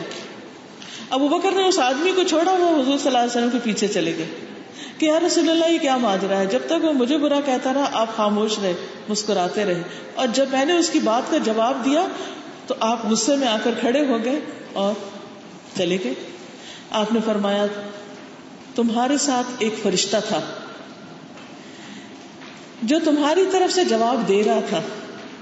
جب تم نے جواب دیا تو درمیان میں شیطان آ گیا، اور ایسے شیطان کی موجودگی میں میں نہیں بیٹھ سکتا. تو اس سے یہ پتہ چلتا ہے کہ جہاں بدلہ لے بھی سکتے ہو وہاں بھی معاف کرنا زیادہ پسندیدہ ہے. اور نبی صلی اللہ علیہ وسلم کی سنت یہی، کیونکہ یہ دین کے لیے نہیں، یہ کس کے لیے تھا؟ ذات کے لیے. کیونکہ حضرت ابو بکر کو برا کہہ رہا تھا نا، تو انہوں نے اپنی ذات کے دفاع میں جواب دے دیا، تو اس کو آپ نے پسند نہیں کیا. لیکن وہ تو صدیق کا مقام ہے. ایک عام انسان اگر جواب دے دیتا ہے اور ایک حد میں رہ کے دیتا ہے تو اس کی اجازت ہے، لیکن معاف کرنا نبی صلی اللہ علیہ وسلم کا طریقہ ہے. غصے کی تیسری قسم جو سخت ناپسندیدہ ہے اور اس کے نقصانات، اب میں یہ انشاءاللہ آپ کو حدیث کی روشنی میں بتاؤں گی. حضرت جندب سے روایت ہے کہ رسول اللہ صلی اللہ علیہ وسلم نے فرمایا، ایک آدمی نے کہا اللہ کی قسم اللہ فلاں آدمی کی بخشش نہیں فرمائے گا، یعنی اللہ فلاں کو نہیں بخشے گا. تو اللہ تعالیٰ نے فرمایا کون آدمی ہے جو میرے بارے میں قسم کھاتا ہے کہ میں فلاں آدمی کی مغفرت نہیں کروں گا؟ میں نے فلاں کو معاف کر دیا اور تیرے اعمال میں نے ضائع کر دیے. کتنی بڑی بات، کیونکہ کسی کو معاف کرنا اور نہ کرنا یہ اللہ سبحانہ و تعالیٰ کا فیصلہ ہے، بندوں کا فیصلہ نہیں ہے. تو ہمیں کسی کے بارے میں فتوی نہیں دینے چاہیے کہ فلاں تو جہنم میں جانے والا ہے اور فلاں جو ہے اس کے گناہ معاف ہی نہیں ہوں گے اور فلاں کی پکڑ ہوگی. کوئی پتہ نہیں کون کب توبہ کر لے اور کس کا خاتمہ کس چیز پر ہو. پھر اسی طرح دمدم بن جوز جمامی کہتے ہیں کہ ایک مرتبہ مجھ سے ابو ہریرہ رضی اللہ عنہ نے فرمایا، اے یمامی، کسی آدمی کے متعلق یہ نہ کہنا کہ اللہ کی قسم تیری بخشش کبھی نہیں ہوگی. یہ کبھی نہیں کہنا کہ تمہیں نہیں بخشا جائے گا، کبھی نہیں کہنا کہ اللہ تجھے کبھی جنت میں نہیں ڈالے گا. میں نے عرض کیا کہ اے ابو ہریرہ، یہ تو ہم میں سے ہر شخص غصے کے وقت اپنے بھائی اور ساتھی سے کہہ دیتا ہے. یہ تو عام بات ہے کہ ہم ایک دوسرے کو کہہ دیتے ہیں، جیسے پنجابی میں نا تینوں نہیں بخشنا اللہ نے، ایسے جملے کہہ دیتے ہیں لوگ. یہ کبھی بھی نہ کہے انسان، کیونکہ اللہ سبحانہ و تعالیٰ اس پر بہت سخت ناراض ہوتے ہیں. فرمایا لیکن تم پھر بھی کبھی نہ کہنا. میں نے نبی صلی اللہ علیہ وسلم کو یہ فرماتے ہوئے سنا ہے کہ بنی اسرائیل میں 2 آدمی تھے، ان میں سے ایک بڑا عبادت گزار تھا اور دوسرا بڑا ہی بدکار تھا. ایک بڑا نیک تھا، ایک بڑا بد تھا. عبادت گزار نے گناہگار کو کہہ دیا اللہ کی قسم تیری بخشش نہیں ہوگی، یا یہ کہ اللہ تجھے کبھی جنت میں داخل نہیں کرے گا. اللہ نے ان دونوں کے پاس ملک الموت کو بھیجا، موت کا فرشتہ آ گیا ان کے پاس اور اس نے دونوں کی روح قبض کر لی اور وہ دونوں اللہ کے حضور اکٹھے کھڑے ہوئے. اللہ نے گناہگار سے فرمایا تو میرے رحم و کرم سے جا اور جنت میں داخل ہو جا، اور دوسرے سے فرمایا کیا تو میرے فیصلوں کو جانتا تھا؟ کیا تو جو کچھ میرے ہاتھ میں اس کا منتظم تو ہے، اس کا مینیجر تو ہے، کہ جو کچھ میرے ہاتھ میں یعنی اللہ کے ہاتھ میں. پھر فرمایا کہ اسے جہنم میں لے جاؤ، یہ جو بہت عبادت گزار تھا اس کو جہنم میں لے جاؤ. فرمایا نبی صلی اللہ علیہ وسلم نے اس ذات کی قسم جس کے ہاتھ میں ابو القاسم کی جان ہے، اس نے صرف ایک ایسا کلمہ بولا جس نے اس کی دنیا اور آخرت کو تباہ و برباد کر دیا. ایک جملہ ایسا. کبھی کسی کو ڈیگریڈ نہ کرے، کبھی کسی کے بارے میں ایسے جملے نہ بولے، اور کبھی کسی چیز کا غرور اور تکبر نہ کرے، کیونکہ کوئی پتہ نہیں کس وقت کس چیز پر پکڑ ہو جائے. کیونکہ اصل طاقت تو اللہ کے پاس ہے، اصل اختیار تو اس کا ہے. ہم اپنے آپ کو کیا چیز سمجھنے لگتے ہیں اگر تھوڑے سے بھی ہمیں کوئی نماز روزہ یا قرآن آ جاتا ہے. حضرت عمران بن حسین سے روایت ہے کہ رسول اللہ صلی اللہ علیہ وسلم اپنے کسی سفر میں تھے اور انصار کی ایک عورت اونٹنی پہ سوار تھی. تو اچانک وہ اونٹنی بدکنے لگی. عورت اونٹنی پہ سوار تھی اور اونٹنی یعنی اوپر نیچے ہونے لگی. تو اس عورت نے اپنی اس اونٹنی پہ لعنت بھیجی، قرض کیا اپنی اونٹنی کو. رسول اللہ صلی اللہ علیہ وسلم نے سن لیا کہ وہ عورت کیا کہہ رہی. آپ نے فرمایا اس اونٹنی پر جو سامان ہے اسے پکڑ لو اور اس اونٹنی کو چھوڑ دو کیونکہ اس پہ لعنت کر دی گئی ہے. حضرت عمران فرماتے ہیں گویا میں اب بھی یہ دیکھ رہا ہوں کہ وہ اونٹنی لوگوں کے درمیان چل پھر رہی ہے اور کوئی آدمی اس کو چھیڑتا نہیں، پکڑتا نہیں. تو اس سے یہ پتہ چلتا ہے کہ ایسے الفاظ بولنے سے انسان بعض اوقات مال سے محروم ہو جاتا ہے، رزق سے محروم ہو جاتا ہے، نعمتوں سے محروم ہو جاتا ہے. اس لیے بہت ضروری ہے کہ غصے میں خاص طور پر ہم اپنی زبان کنٹرول کر لیں. کہیں ایسا نہ ہو کہ کچھ ہم بول دیں کہ جس کی وجہ سے وہ اوپر واپس ہمارے اوپر ہی نہ پلٹ آئے. پھر اسی طرح عمران بن حسین سے روایت ہے کہ نبی صلی اللہ علیہ وسلم نے فرمایا جب کوئی شخص اپنے بھائی کو او کافر کہہ دیتا ہے، یہ تو کافر ہے، او فلاں کافر، تو وہ اس کے قتل کی طرح ہے، گویا اس نے اس کو قتل کر دیا، اور مومن پر لعنت کرنا اس کے قتل کی طرح ہے۔ مومن مومن پہ لعنت نہیں کرتا، کسی کے اوپر ایسی بات نہیں کرتا، اور کسی کی عزت پر بھی بات نہیں کرنی چاہیے کہ کسی کے بارے میں سنی سنائی باتوں کی وجہ سے اس پہ کوئی جھوٹے الزام انسان لگا دے کہ فلاں ایسا نہیں کرتا، فلاں ایسا نہیں کرتا، کیونکہ اللہ سبحانہ و تعالیٰ سب کچھ دیکھ رہا ہے، وہ سب کے حالات جانتا ہے، سب کو سنتا ہے۔ کہیں ایسا نہ ہو کہ اس کی تو بخشش ہو جائے جس کو ہم کچھ سمجھ رہے ہیں کافر، اور کہنے والا پکڑ میں آ جائے۔ کیونکہ ہوتا پتہ کیا ہے، جب انسان کسی کی برائی کرتا ہے نا، تو جو برائی کر رہا ہوتا ہے نا، اس کے لفظوں اور اتنے ہی ایکشنز کے مطابق اس کی جو نیکی ہے وہ اس کو ملنے لگتی ہے جس کی وہ برائی کر رہا ہوتا ہے۔ اب کیا ہے، اس نے تو برائی کر کے اپنی نیکی ادھر بھیج دی، اور وہ بیچارہ جو گناہگار تھا اس کو مفت کی نیکیاں ملی، وہ پہنچا جنت میں، اور یہ اس کی ہو گئی پکڑ گیا تو خالی ہو گیا۔ تو غصہ اتنی خطرناک چیز ہے، اور کسی کی غیبت کرنا، کسی کے بارے میں منفی باتیں کرنا، کسی کو برا بھلا کہنا، کسی کو حقیر سمجھنا، یہ کوئی معمولی جرائم نہیں ہے۔ کیونکہ بعض اوقات ہوتا ہے نا، ہمارا کسی سے اختلاف ہو جاتا ہے یا کوئی ہمیں کچھ کہہ دیتا ہے، پھر ہم اس کے بارے میں اپنے دل میں کوئی گرج رکھ لیتے ہیں، کوئی بغض رکھ لیتے ہیں، کینہ رکھ لیتے ہیں، اور پھر جہاں کہیں اس کی تعریف ہو رہی ہو وہاں فوراً بولتے نہیں نہیں تمہیں کیا پتا، مجھے پتا، میں بتاتی ہوں، تم جو بڑے اس کے شدائی ہے، میں بتاتی ہوں وہ کون ہے۔ یہی تو حسد ہے، اور یہی سے تو خرابیاں شروع ہوتی ہیں، کیونکہ انسان کے اندر یہ بڑی کمزوری ہے کہ وہ اپنے آپ سے بڑی محبت کرتا ہے، اور جب اس کی ذات پر کسی چیز کی زد پڑتی ہے، کوئی حرف آتا ہے، تو فوراً پھر وہ ڈیفینسو ہو جاتا ہے، اور یہاں سے ہی خرابیاں شروع ہوتی۔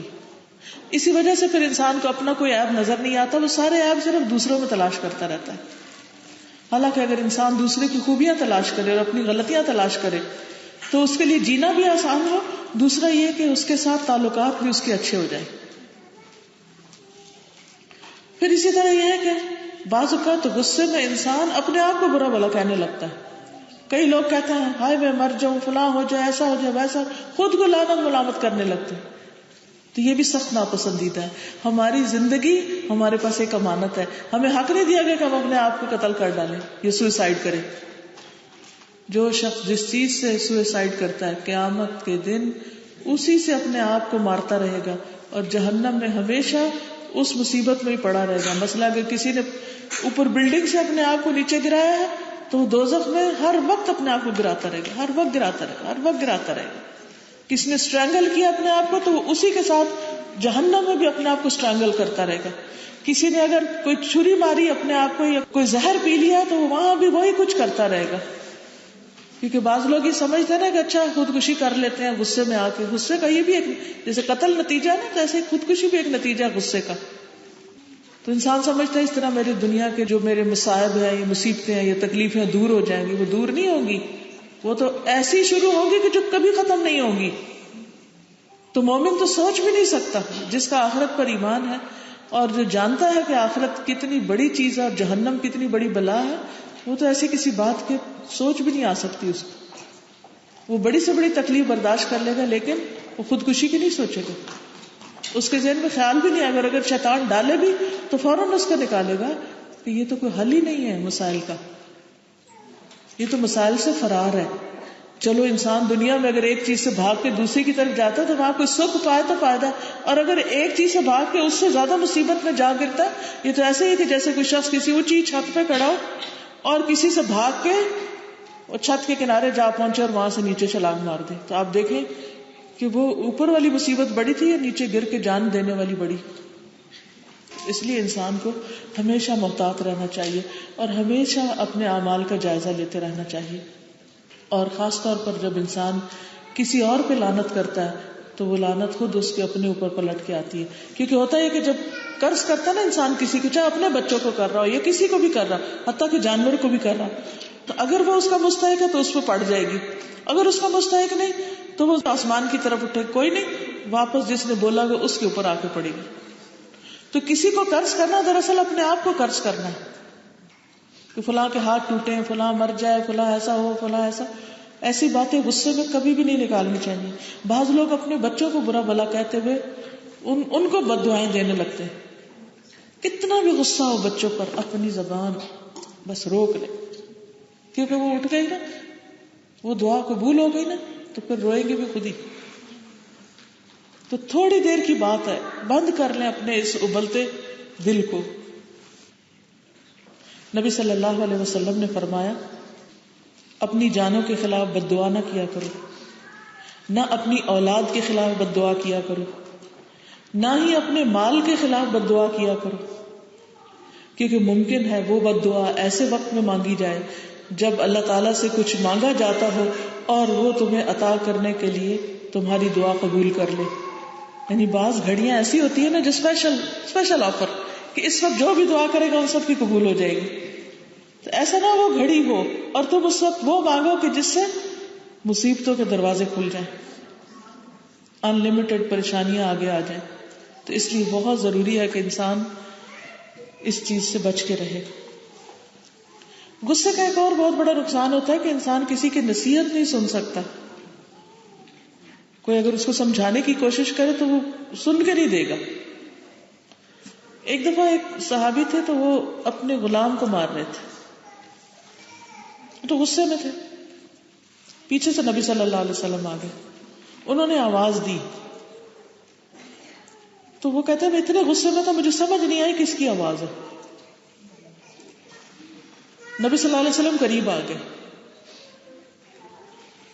تو انہیں سمجھ آئی کہ آپ فرما رہے تھے جان لو ابو مسعود، جان لو ابو مسعود. صرف اتنا فرمایا، ریممبر ریممبر. انہوں نے کوڑا ڈال دیا تو آپ نے فرمایا جان لو اے ابو مسعود، اللہ تم پر زیادہ قدرت رکھتا ہے تمہاری اس غلام پر قدرت سے، یعنی جتنی تم اس کو کنٹرول کر سکتے ہو اللہ کا کنٹرول اس سے زیادہ ہے تم پر. کہتے ہیں میں نے عرض کیا میں اس کے بعد کبھی کسی غلام کو نہ ماروں گا، آج کے بعد تو میں یہ غلطی کبھی بھی نہیں کروں گا. اور صحابہ اپنے وعدے میں بڑے سچے تھے. جو ایک دفعہ کہتے تھے اب نہیں کروں گا وہ واقعی نہیں کرتے تھے.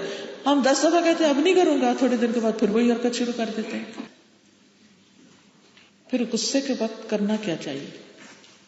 یعنی بد دعائیں نہیں دینی، گالیاں نہیں دینی، مارنا نہیں کسی کو، ظلم نہیں کرنا، زیادتی نہیں، یہ تو سمجھ آ گئی کیونکہ اس کے بڑے سخت نقصان ہیں. کری کیا پھر؟ صبر کرنا چاہیے. نہیں کھڑے ہیں تو بیٹھنا ہے، یعنی پوزیشن چینج کر لینی چاہیے. پانی پینا چاہیے، اعوذ باللہ من الشیطان الرجیم پڑھنا چاہیے.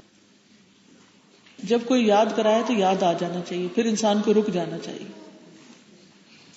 کیونکہ یہ جو مشورے دیے جا رہے ہیں یہ نبی صلی اللہ علیہ وسلم کے دیے ہوئے، آپ کے دیے ہوئے.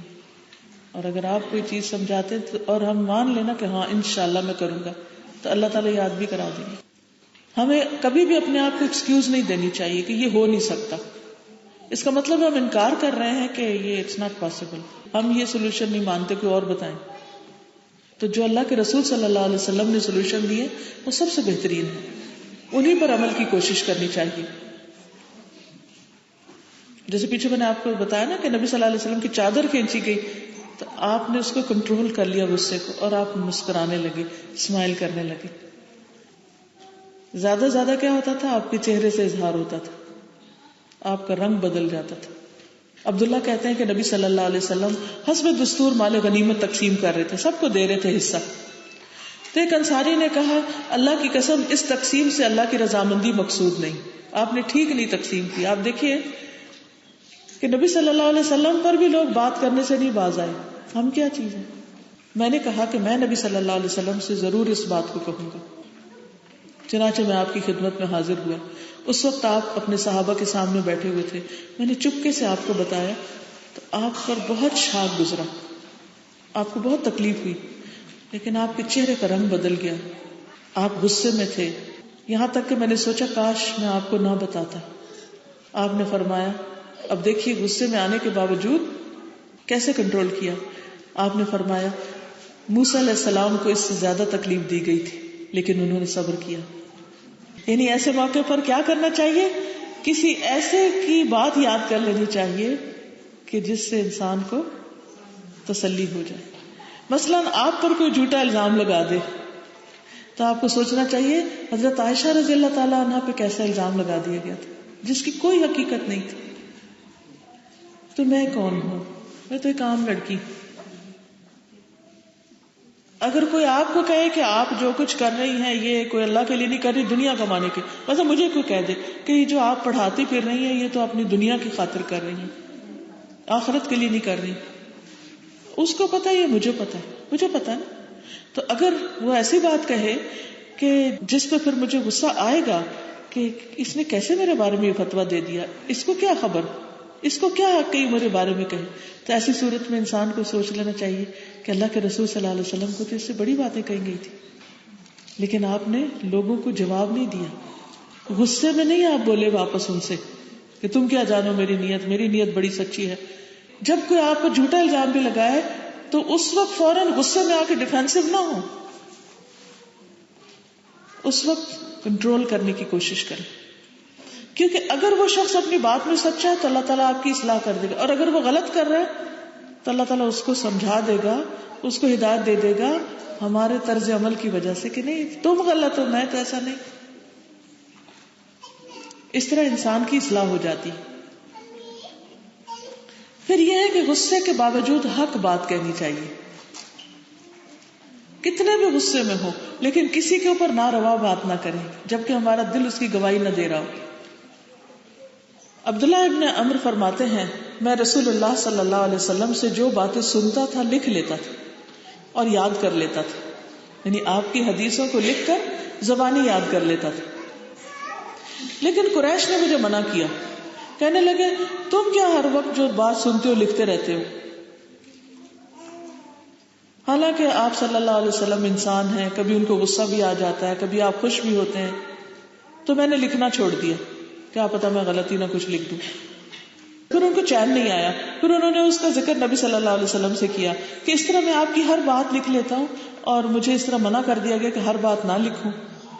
آپ صلی اللہ علیہ وسلم نے اپنی انگلیوں سے اپنے منہ کی طرف اشارہ کیا اور فرمایا لکھا کرو، اس ذات کی قسم جس کے ہاتھ میں میری جان ہے، اس منہ سے سوائے حق بات کے کوئی اور بات نہیں نکلتی، چاہے میں غصے میں بھی ہوں چاہے میں خوشی میں ہوں، لیکن کوئی غلط بات نہیں نکلتی. یہ ہے کمال درجے کا ضبط. تو اصل تو پتہ انسان کا اسی وقت چلتا ہے نا جب وہ غصے میں ہوتا ہے کہ اس کے منہ سے کیا نکلتا ہے، وہ کیا بولتا ہے. ہمارا بول ہماری شخصیت کا آئینہ دار ہوتا ہے. اور اگر ہم چھوٹی چھوٹی بات پر قرض کرنے لگیں، گالی گلوچ کرنے لگیں، تو پھر اس کا مطلب ہے کہ اندر سے ہم اتنے ہی گندے ہیں، تبھی زبان گندی ہے نا. اگر دل اچھا ہوتا تو زبان بھی اچھی ہوتی. پھر یہ ہے کہ انسان کو معاف کر دینا چاہیے کیونکہ ہم سے بھی تو غلطیاں ہوتی ہیں. سورۃ الشورى میں اللہ سبحانہ وتعالیٰ فرماتے ہیں، آیت نمبر 37 ہے، اور وہ لوگ جو بڑے گناہوں سے اور بے حیائیوں سے بچتے ہیں اور جب بھی غصے میں ہوتے ہیں وہ معاف کر دیتے ہیں. یعنی اس کے باوجود کہ وہ غصہ ظاہر کر سکتے ہیں لیکن وہ معاف کر دیتے ہیں. ابن عباس رضی اللہ عنہما کہتے ہیں کہ ادفع باللتی ہی احسن سے مراد یہ ہے کہ غصے کے وقت صبر کر لو، برائی کو معاف کر دو. جب لوگ ایسے اخلاق اختیار کریں گے تو اللہ تعالیٰ ان کو ہر آفت سے بچائے گا، ہر آفت سے، اور ان کے دشمن بھی عاجز ہو کر ان کے دلی دوست بن جائیں گے. ہم میں سے کون یہ نہیں چاہتا کہ وہ ہر مصیبت سے بچ جائے، ہر آفت سے بچ جائے، لیکن کیسے بچ سکتے ہیں جب ہم اپنے غضب کو روکنے والے ہوں. نبی صلی اللہ علیہ وسلم نے فرمایا جو آدمی معاف کر دیتا ہے اللہ تعالیٰ اس کی عزت میں اضافہ ہی کرتا، اس کی عزت بڑھاتا جاتا ہے، اس کے درجے بلند ہوتے جاتے ہیں. ہم کہتے ہیں نا کب تک صبر کریں، بڑا مشکل ہے، اب صبر نہیں کر سکتے، اب تو میں بھی جواب دینے لگ گئی ہوں، اب تو میں بھی اسی طرح کی بات کرتی ہوں جیسے کوئی مجھ سے کرتا ہے. پھر آپ دل تو نہیں جیت سکتے، آپ کا اخلاق تو اچھا نہ ہوا، آپ تو خود ہی اقرار کر رہے ہیں کہ آپ بد اخلاق انسان ہو گئے، اور بلیم دوسرے کو پھر بھی دے رہے ہوتے ہیں اس نے مجھے بد اخلاق کیا. حالانکہ کنٹرول آپ کا اس کے ہاتھ میں نہیں ہونا چاہیے، اپنے ہاتھ میں ہونا چاہیے. جیسے آپ گاڑی چلا رہے ہوتے ہیں تو کون کنٹرول کرتا ہے آپ کی گاڑی کو؟ آپ. تو زندگی کی گاڑی کو بھی خود کنٹرول کریں، تب حادثوں سے بچیں گے، تب خود بھی کسی کو نہیں نقصان دیں گے اور کوئی آ کے آپ کو بھی نہیں ٹکر مارے گا. لیکن اگر آپ نے اپنی گاڑی کو خود نہیں کنٹرول کیا تو پھر کیا ہوگا؟ آپ بھی کسی کو ماریں گے اور کوئی بھی آپ کو مارے گا. پھر اسی طرح یہ ہے کہ اگر غصہ آئے تو بجائے اس کے کہ ادھر ادھر کی باتیں انسان کرنا شروع کر دے یا دروازے پھینکنا شروع کر دے، برتن توڑے یا کوئی غلط سلط حرکتیں کرے اور اگلے کو پتہ ہی نہیں غصہ کس بات پہ. کئی لوگ اس طرح بھی کرتے ہیں، غصہ کرتے ہیں بتاتے نہیں بھی کس بات پہ غصہ. جیسے بچہ ہوتا ہے، وہ اس کو کسی بات پہ اریٹیشن ہوتی ہے، غصہ ہوتا ہے، ماں اس کو فیڈر دیتی ہے، وہ فیڈر اٹھا پھینکتا ہے. وہ اسے کہتی ہے گلے لگو تو وہ پیچھے اکڑ کے ہوتا ہے. اس کو چپ کراتی ہے، وہ کسی بات سمجھ، تو ماں کہتی ہے مجھے سمجھ نہیں آ رہی اس کو ہوا کیا. تو کچھ لوگ بالکل اسی طرح بڑے ہو کے بھی بچے بنے رہتے ہیں اور وہ اسی طرح کی حرکتیں کرتے ہیں جس سے دوسرے کو کچھ سمجھ نہیں آتی انہیں کیا مسئلہ کیا. کچھ لوگ بولنا ہی چھوڑ دیتے ہیں، سمجھ ہی نہیں آتی بھی کس بات پہ ناراض ہے. ایک عجیب پہیلی بنے ہوئے ہیں، تو دوسروں کی زندگی کس قدر مصیبت میں آ جاتی ہے ایسے. تو یہ ہے کہ نبی صلی اللہ علیہ وسلم کا طریقہ یہ ہے کہ جس بات پر غصہ ہو دوسرے کو وجہ بتا دی جائے کہ میں اس بات پہ ناراض ہوں، یہ بات مجھے غصہ دلا رہی ہے. حضرت عائشہ فرماتی ہے کہ رسول اللہ صلی اللہ علیہ وسلم میرے ہاں تشریف لائے. میں نے اپنے دروازے پہ ایک ایسا پردہ ڈالا ہوا تھا جس پہ تصویریں بنی ہوئی تھی. جب آپ نے اس پردے کو دیکھا تو پھاڑ دیا اور فرمایا اے عائشہ، قیامت کے دن سب سے سخت ترین عذاب اللہ کی طرف سے ان لوگوں کو ہوگا جو اللہ کی مخلوق کی تصویریں بناتے ہیں، یعنی لیونگ تھنگز جیسے جانور، اینیملز اور ہیومن فیسز جو ہیں ان کی تصویریں ڈرا کرتے ہیں. تو ایسے لوگ اللہ کے غصے میں ہوں گے.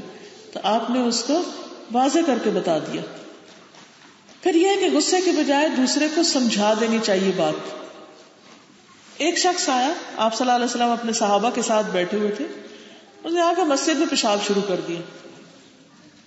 آج اگر کوئی جوتا بھی لے کر آئے تو لوگوں کا ریئیکشن کیا ہوتا ہے؟ ایک دم اس کے پیچھے پڑ جاتے ہیں کہ تم مسجد میں جوتا لے کے آ گئے.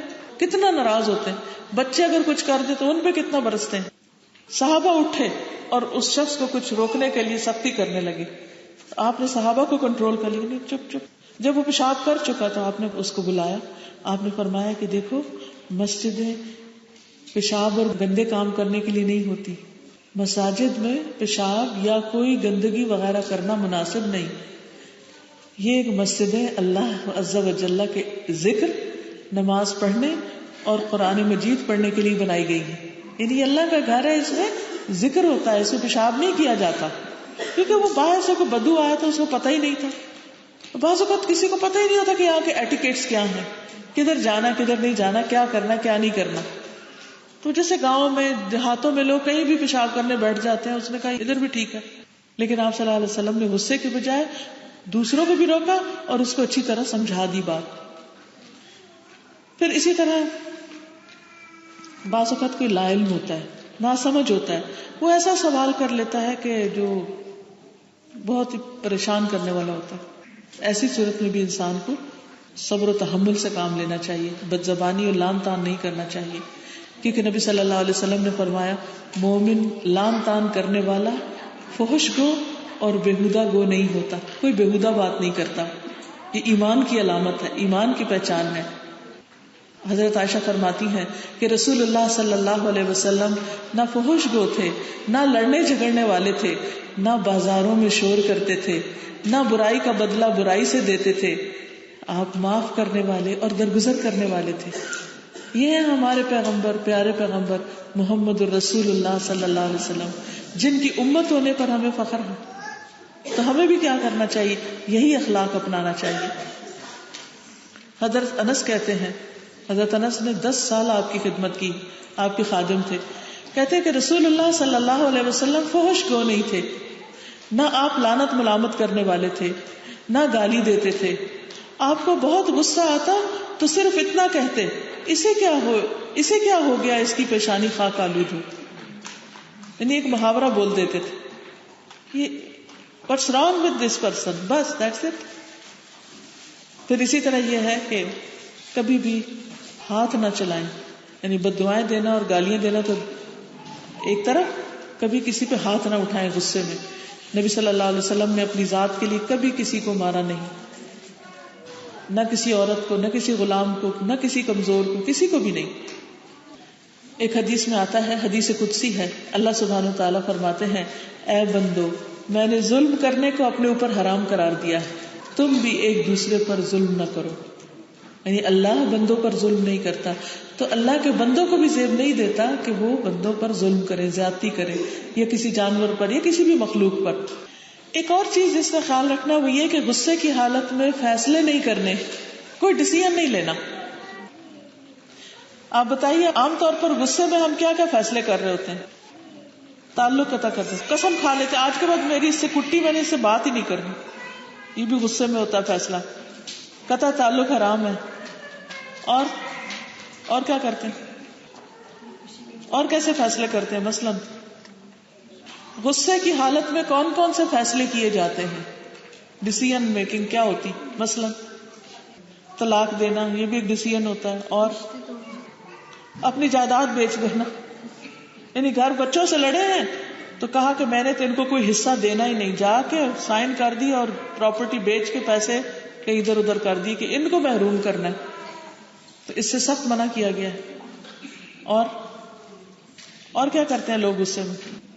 اب اس پہ غور کیجئے گا جب آپ گھر جائیں نا, جب کوئی ڈیسیژن لینے لگے, یہ کام کرنا ہے یا نہیں, اس کو یہ دینا ہے یا نہیں, اس سے ملنا ہے یا نہیں, اس جگہ پہ جانا ہے یا نہیں, تو سوچے کہ میں کیوں کر رہی ہوں, کس نیت سے, کس انفلوئنس کے تحت. اچھا انفلوئنس ہے مجھ پہ یا برا انفلوئنس ہے؟ بعض عورتیں گھر چھوڑ کے چلی جاتی, ہم نے اس گھر میں ہی نہیں رہنا. بعض مرد غصے میں بیوی کو کک آؤٹ کر دیتے ہیں. کئی میں نے ایسے واقعات سنے کہ جس میں مردوں نے آدھی رات میں غصے میں بیوی کو گھر سے باہر نکال دیا. کدھر جائے وہ تمہاری عزت ہے, تمہارے بچوں کی ماں ہے, غصے میں آ کر یہ کر رہے ہو, کیا خدا کو جواب نہیں دینا؟ اور پھر بعد میں پچھتاتے, لیکن وہ تو جو ہو گیا ہو گیا. اس طرح کی حرکتیں بھی نہیں کرنی چاہیے, ایکسٹریم کیسز ہیں یہ. پھر غصے کی حالت میں فیصلہ نہیں کرنا چاہیے. دو لوگ اگر لڑ کے آ رہے ہیں آپ کے پاس, جیسے بچے ہیں نا گھر میں, تو کیا ہوتا ہے بچے آپس میں لڑتے ہیں اور آپ دیکھ رہے ہیں اور آپ کو بہت غصہ آتا ہے. اچھا وہ آتے ہیں لڑ کے کہ ماما اس نے میرے ساتھ یہ کیا, اس نے وہ کیا, وہ ایک دوسرے پہ الزام لگانے لگتے ہیں. عام طور پہ آپ کیا کرتے ہیں؟ ایک اس کو لگاتے, ایک اس کو لگاتے, جاؤ یہاں سے. کبھی اس کی چیز کھینچ کے اس کو پکڑا دیتے ہیں. تو غصے کی حالت میں ایکشن نہیں لینا چاہیے, ڈیسیژن نہیں لینا چاہیے, تھوڑا سا رک جانا چاہیے, پاز کر لینا چاہیے کہ ابھی کرتی ہوں, ذرا سا رک جاؤں. اس وقت جو ڈیسیژن میکنگ ہوتی ہے وہ بے انصافی والی ہوتی ہے, اس میں جسٹس نہیں ہوتا. بعض لوگ جانوروں پہ غصہ نکالتے ہیں. آپ نے دیکھا ہوگا کہ غصہ بیوی پر ہے اور آ کے تو وہ مار رہے ہیں اپنے گھوڑے کو, یا بیوی کو غصہ شوہر پہ اور مار رہی ہے بچوں کو, ان کی شامت آئی بھی. یہ بھی نہیں ہونا چاہیے. ان معصوموں کا کیا قصور؟ وہ بعض اوقات کہتے ہیں ہمیں یہ بھی نہیں سمجھ آ رہی آپ مار کیوں رہے ہیں. اگر یہ یاد رہے نا کہ غصے کے وقت شیطان آپ کا کنٹرول لے لیتا ہے, تو پھر آپ کا ری ایکشن فرق ہو جائے گا کہ میں نے اس کو نہیں اپنی زندگی میں حاوی ہونے دینا. اب یہ ہے کہ کرنا یہ چاہیے کہ سب سے پہلے اعوذ باللہ من الشیطان الرجیم پڑھنا چاہیے. کھڑا ہو تو بیٹھ جائے, بیٹھا ہو تو لیٹ جائے, کیونکہ ظاہری حالت کے چینج سے اندر کا حال بھی بدلتا ہے. روم میں باہر نکل جائے, ہسبینڈ وائف کی آرگیومنٹ شروع ہوئی, وہاں سے ہٹ جائے. رونا آ رہا ہے اور غصہ آ رہا ہے, آپ نکل جائیں, واش روم میں چلے جائیں, پانی ڈالیں منہ پہ خوب, رو لیں تھوڑا سا, پھر باہر آ گئے, ٹھیک ٹھاک ہو جائے. وہ جو طوفان آیا وہ ٹل جائے گا اور اس وقت غصہ بھی بھول جائے گا. پھر اسی طرح یہ کہ جب آپ اس سچویشن سے ہٹ جاتے ہیں نا, تو بعض اوقات اور کاموں میں مصروف ہو کے آپ کو یاد بھی نہیں رہتا آپ ناراض تھے. مثلا صبح میاں غصے میں گھر سے گیا, آپ نے کہا اچھا میں نے بھی نہیں بولنا. شام کو آئے تو آپ بھولے ہوئے تھے کہ اچھا میں نے تو کہا تھا میں نے بولنا نہیں. تھوڑی بول بال کے تھوڑی دیر بعد یاد ہے, وہ میں نے تو کہا تھا میں نے بولنا نہیں تھا. پھر کیا ہوا؟ کیونکہ یہ ہوتا ہے کہ اگر انسان تھوڑا اپنے آپ کو ٹائم دے دے نا تو غصے سے باہر آ جاتا ہے, پھر ہر چیز ویسی ہو جاتی ہے. ابن عباس سے مروی ہے رسول اللہ صلی اللہ علیہ وسلم نے فرمایا لوگوں کو علم سکھاؤ، آسانیاں پیدا کرو، مشکلات پیدا نہ کرو، اور 3 مرتبہ فرمایا کہ تم میں سے کسی کو غصہ آئے تو خاموشی اختیار کر لو. خاص طور پر ٹیچر، استاد کو جب طالب علم مثلا سبق یاد نہ کرے، الٹے پلٹے سوال کرے، ڈسٹربنس کریٹ کرے، تو اس موقع پر صبر و تحمل سے کام لینا چاہیے اور اپنے آپ کو کنٹرول کر لینا چاہیے. اور اس کا طریقہ کیا ہے؟ تھوڑی دیر خاموشی اختیار کر لیں. جب خاموشی اختیار کرے گا تو طالب علم کو سمجھ آ جائے گی کہ میں نے غلط کیا ہے. لیکن اگر وہ اس وقت بولنا شروع کر دے گا تو وہ اپنی انسلٹ فیل کرے گا سب کے سامنے، اور اس خاموشی کی حالت میں ذکر شروع کر دے. وَإِمَّا يَنزَغَنَّكَ مِنَ الشَّيْطَانِ نَزْغٌ فَاسْتَعِذْ بِاللَّهِ إِنَّهُ سَمِيعٌ عَلِيمٌ.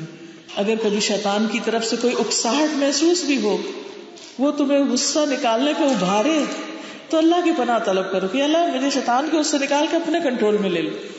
بے شک وہ سب کچھ سننے والا، جاننے والا ہے.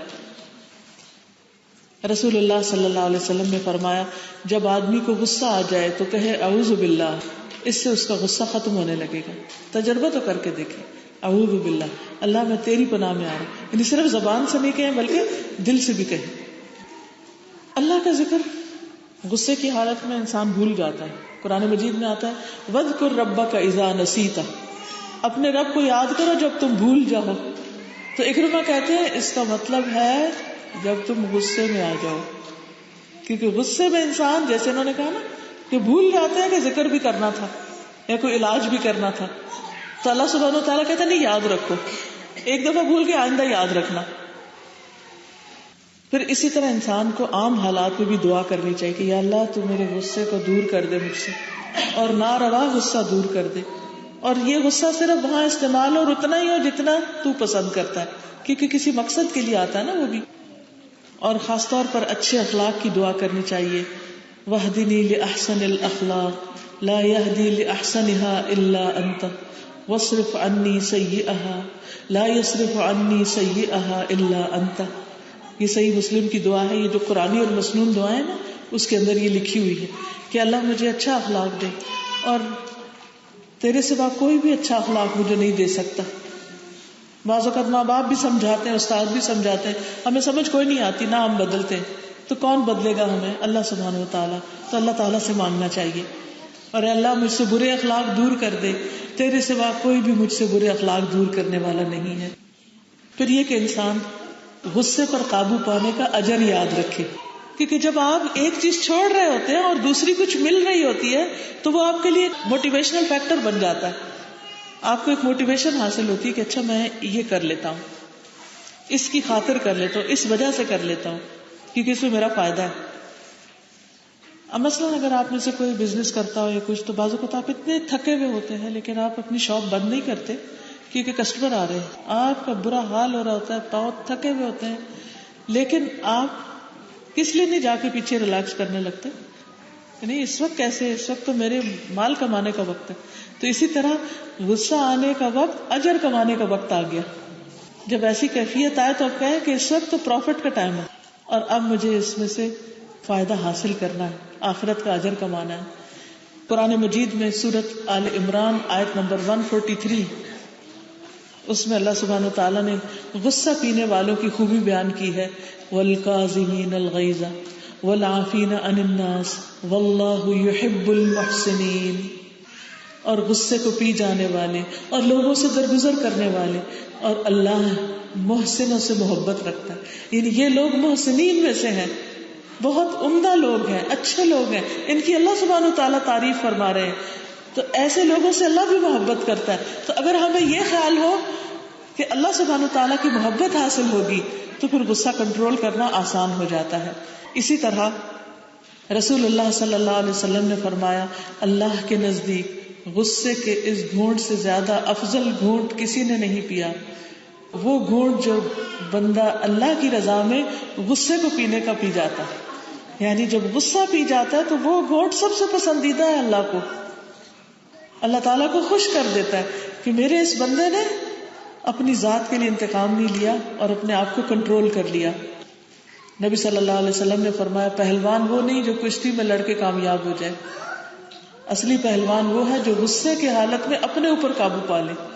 دوسرے کو کنٹرول کرنا تو آسان ہے لیکن خود کو کنٹرول کرنا مشکل ہے. اور پھر یہ کہ قیامت کے دن بہترین اجر ہے اس شخص کے لیے جو غصے کو کنٹرول کر لے.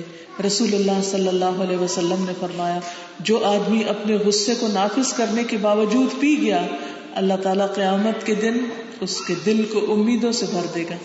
یعنی اس کو اپنی نجات کی، اپنی عاقبت کی، اپنی آخرت کی اچھی امیدیں ہوں گی اللہ سبحانہ وتعالیٰ سے، اور اللہ سبحانہ وتعالیٰ اسے معاف فرما دے گا، اسے اس دن خوف اور گھبراہٹ سے نجات دے گا. تو انشاءاللہ جب غصے کو کنٹرول کرنے کا ہمیں فائدہ نظر آئے گا تو ہم ضرور اس پہ قابو پانے کی کوشش کریں گے. اللہ تعالیٰ سے دعا ہے کہ وہ ہمیں اس کی توفیق عطا فرمائے. وآخر دعوانا ان الحمد للہ رب العالمین. عن ابی ہریرۃ رضی اللہ عنہ ان رجلا قال للنبی صلی اللہ علیہ وسلم اوصنی قال لا تغضب فردد مرارا قال لا تغضب. تھوڑی سی دعا کر لیتے. سبحان اللہ والحمد للہ ولا الہ الا اللہ واللہ اکبر ولا حول ولا قوة الا باللہ العلی العظیم. اللہم صل علی محمد وعلى آل محمد كما صلیت علی ابراہیم وعلى آل ابراہیم انک حمید مجید. اللہم بارک علی محمد وعلى آل محمد كما باركت على إبراهيم وعلى آل إبراهيم إنك حميد مجيد. ربنا آتنا في الدنيا حسنة وفي الآخرة حسنة وقنا عذاب النار. ربنا لا تزغ قلوبنا بعد إذ هديتنا وهب لنا من لدنك رحمة إنك أنت الوهاب. ربنا هب لنا من أزواجنا وذرياتنا قرة أعين واجعلنا للمتقين إماما. اللہ پاک جو کچھ ہم نے پڑھا ہے، جو کچھ ہم نے سیکھا ہے، تو ہمیں اس پر عمل کرنے والا بنا. یا اللہ ہم اس مجلس سے محروم نہ جائیں. یا اللہ جو علم تو نے ہمیں دیا ہے یہ ہمارے خلاف حجت نہ بنے. یا اللہ نبی صلی اللہ علیہ وسلم کے ان پیارے اقوال پر ہمیں عمل کی توفیق عطا فرما. یا اللہ تو ہمیں ہمت اور ایمان کی قوت نصیب فرما کہ ہم اپنی برائیوں پر قابو پا سکیں. اللہ ہمارے بچوں کو ہدایت دے، ہمارے گھر والوں کو ہدایت دے. یا اللہ ان کے درمیان آپس میں اتفاق، اتحاد اور محبت پیدا کر دے. اللہ ہمیں صحیح چیزوں کی طرف لے جا، صحیح راستے دکھا، صحیح کام کی توفیق عطا فرما. یا رب العالمین ہمیں خیر اور بھلائی کے بہترین کام کرنے کی توفیق دے دے. یا حی یا قیوم برحمتک استغیث لا الہ الا انت سبحانک انی کنت من الظالمین. اللہ تمام بیماروں کو صحت عطا فرما. یا اللہ ہماری زندگی ضائع ہونے سے بچا، صحت اور تندرستی کے ساتھ اپنی بہترین عبادت کی توفیق عطا فرما. رب اعنی علی ذکرک و شکرک و حسن عبادتک. یا رب العالمین ہمیں قرآن مجید کو پڑھنے اور سمجھنے اور عمل کرنے کی توفیق دے. یا رب العالمین ہمیں نبی صلی اللہ علیہ وسلم کا حق ادا کرنے کی توفیق دے اور آپ کی سنت پر چلنے والا بنا. یا اللہ ہمارے برے اخلاق ہم سے دور کر دے، ہمارے اندر نرمی پیدا کر دے. یا اللہ تم ہمارے بچوں کو ہدایت دے. یا اللہ انہیں ہماری نسلوں کو ایمان پر قائم رکھنا. اللہ تو ہمیں بہترین سے بہترین کاموں کی توفیق عطا فرمانا. ربنا تقبل منا انک انت السمیع العلیم وتب علینا انک انت التواب الرحیم. یا اللہ پاک جنہوں نے اس مجلس کا اہتمام کیا ہے، یہ ہال بک کرایا ہے، سارے انتظامات کیے ہیں، انہیں، ان کے گھر والوں کو اور ان کے ساتھیوں کو بہترین جزائے خیر عطا فرما. اللہ انہیں اس کا بہترین بدلہ عطا فرما اور اس مجلس کو ان کے حق میں صدقہ جاریہ بنا دے. اور بھی جتنے لوگ تیرے دین کی خدمت کر رہے ہیں تو سب کی مدد فرما اور انہیں سیدھے راستے پر چلنے کی توفیق عطا فرما. اللہ قیامت کے دن ہم سب کے لیے نور کو تمام کر دینا اور مسلمانوں کے دلوں میں آپس میں اتفاق اور محبت پیدا کر دے. ربنا تقبل منا انک انت السمیع العلیم وتب علینا انک انت التواب الرحیم.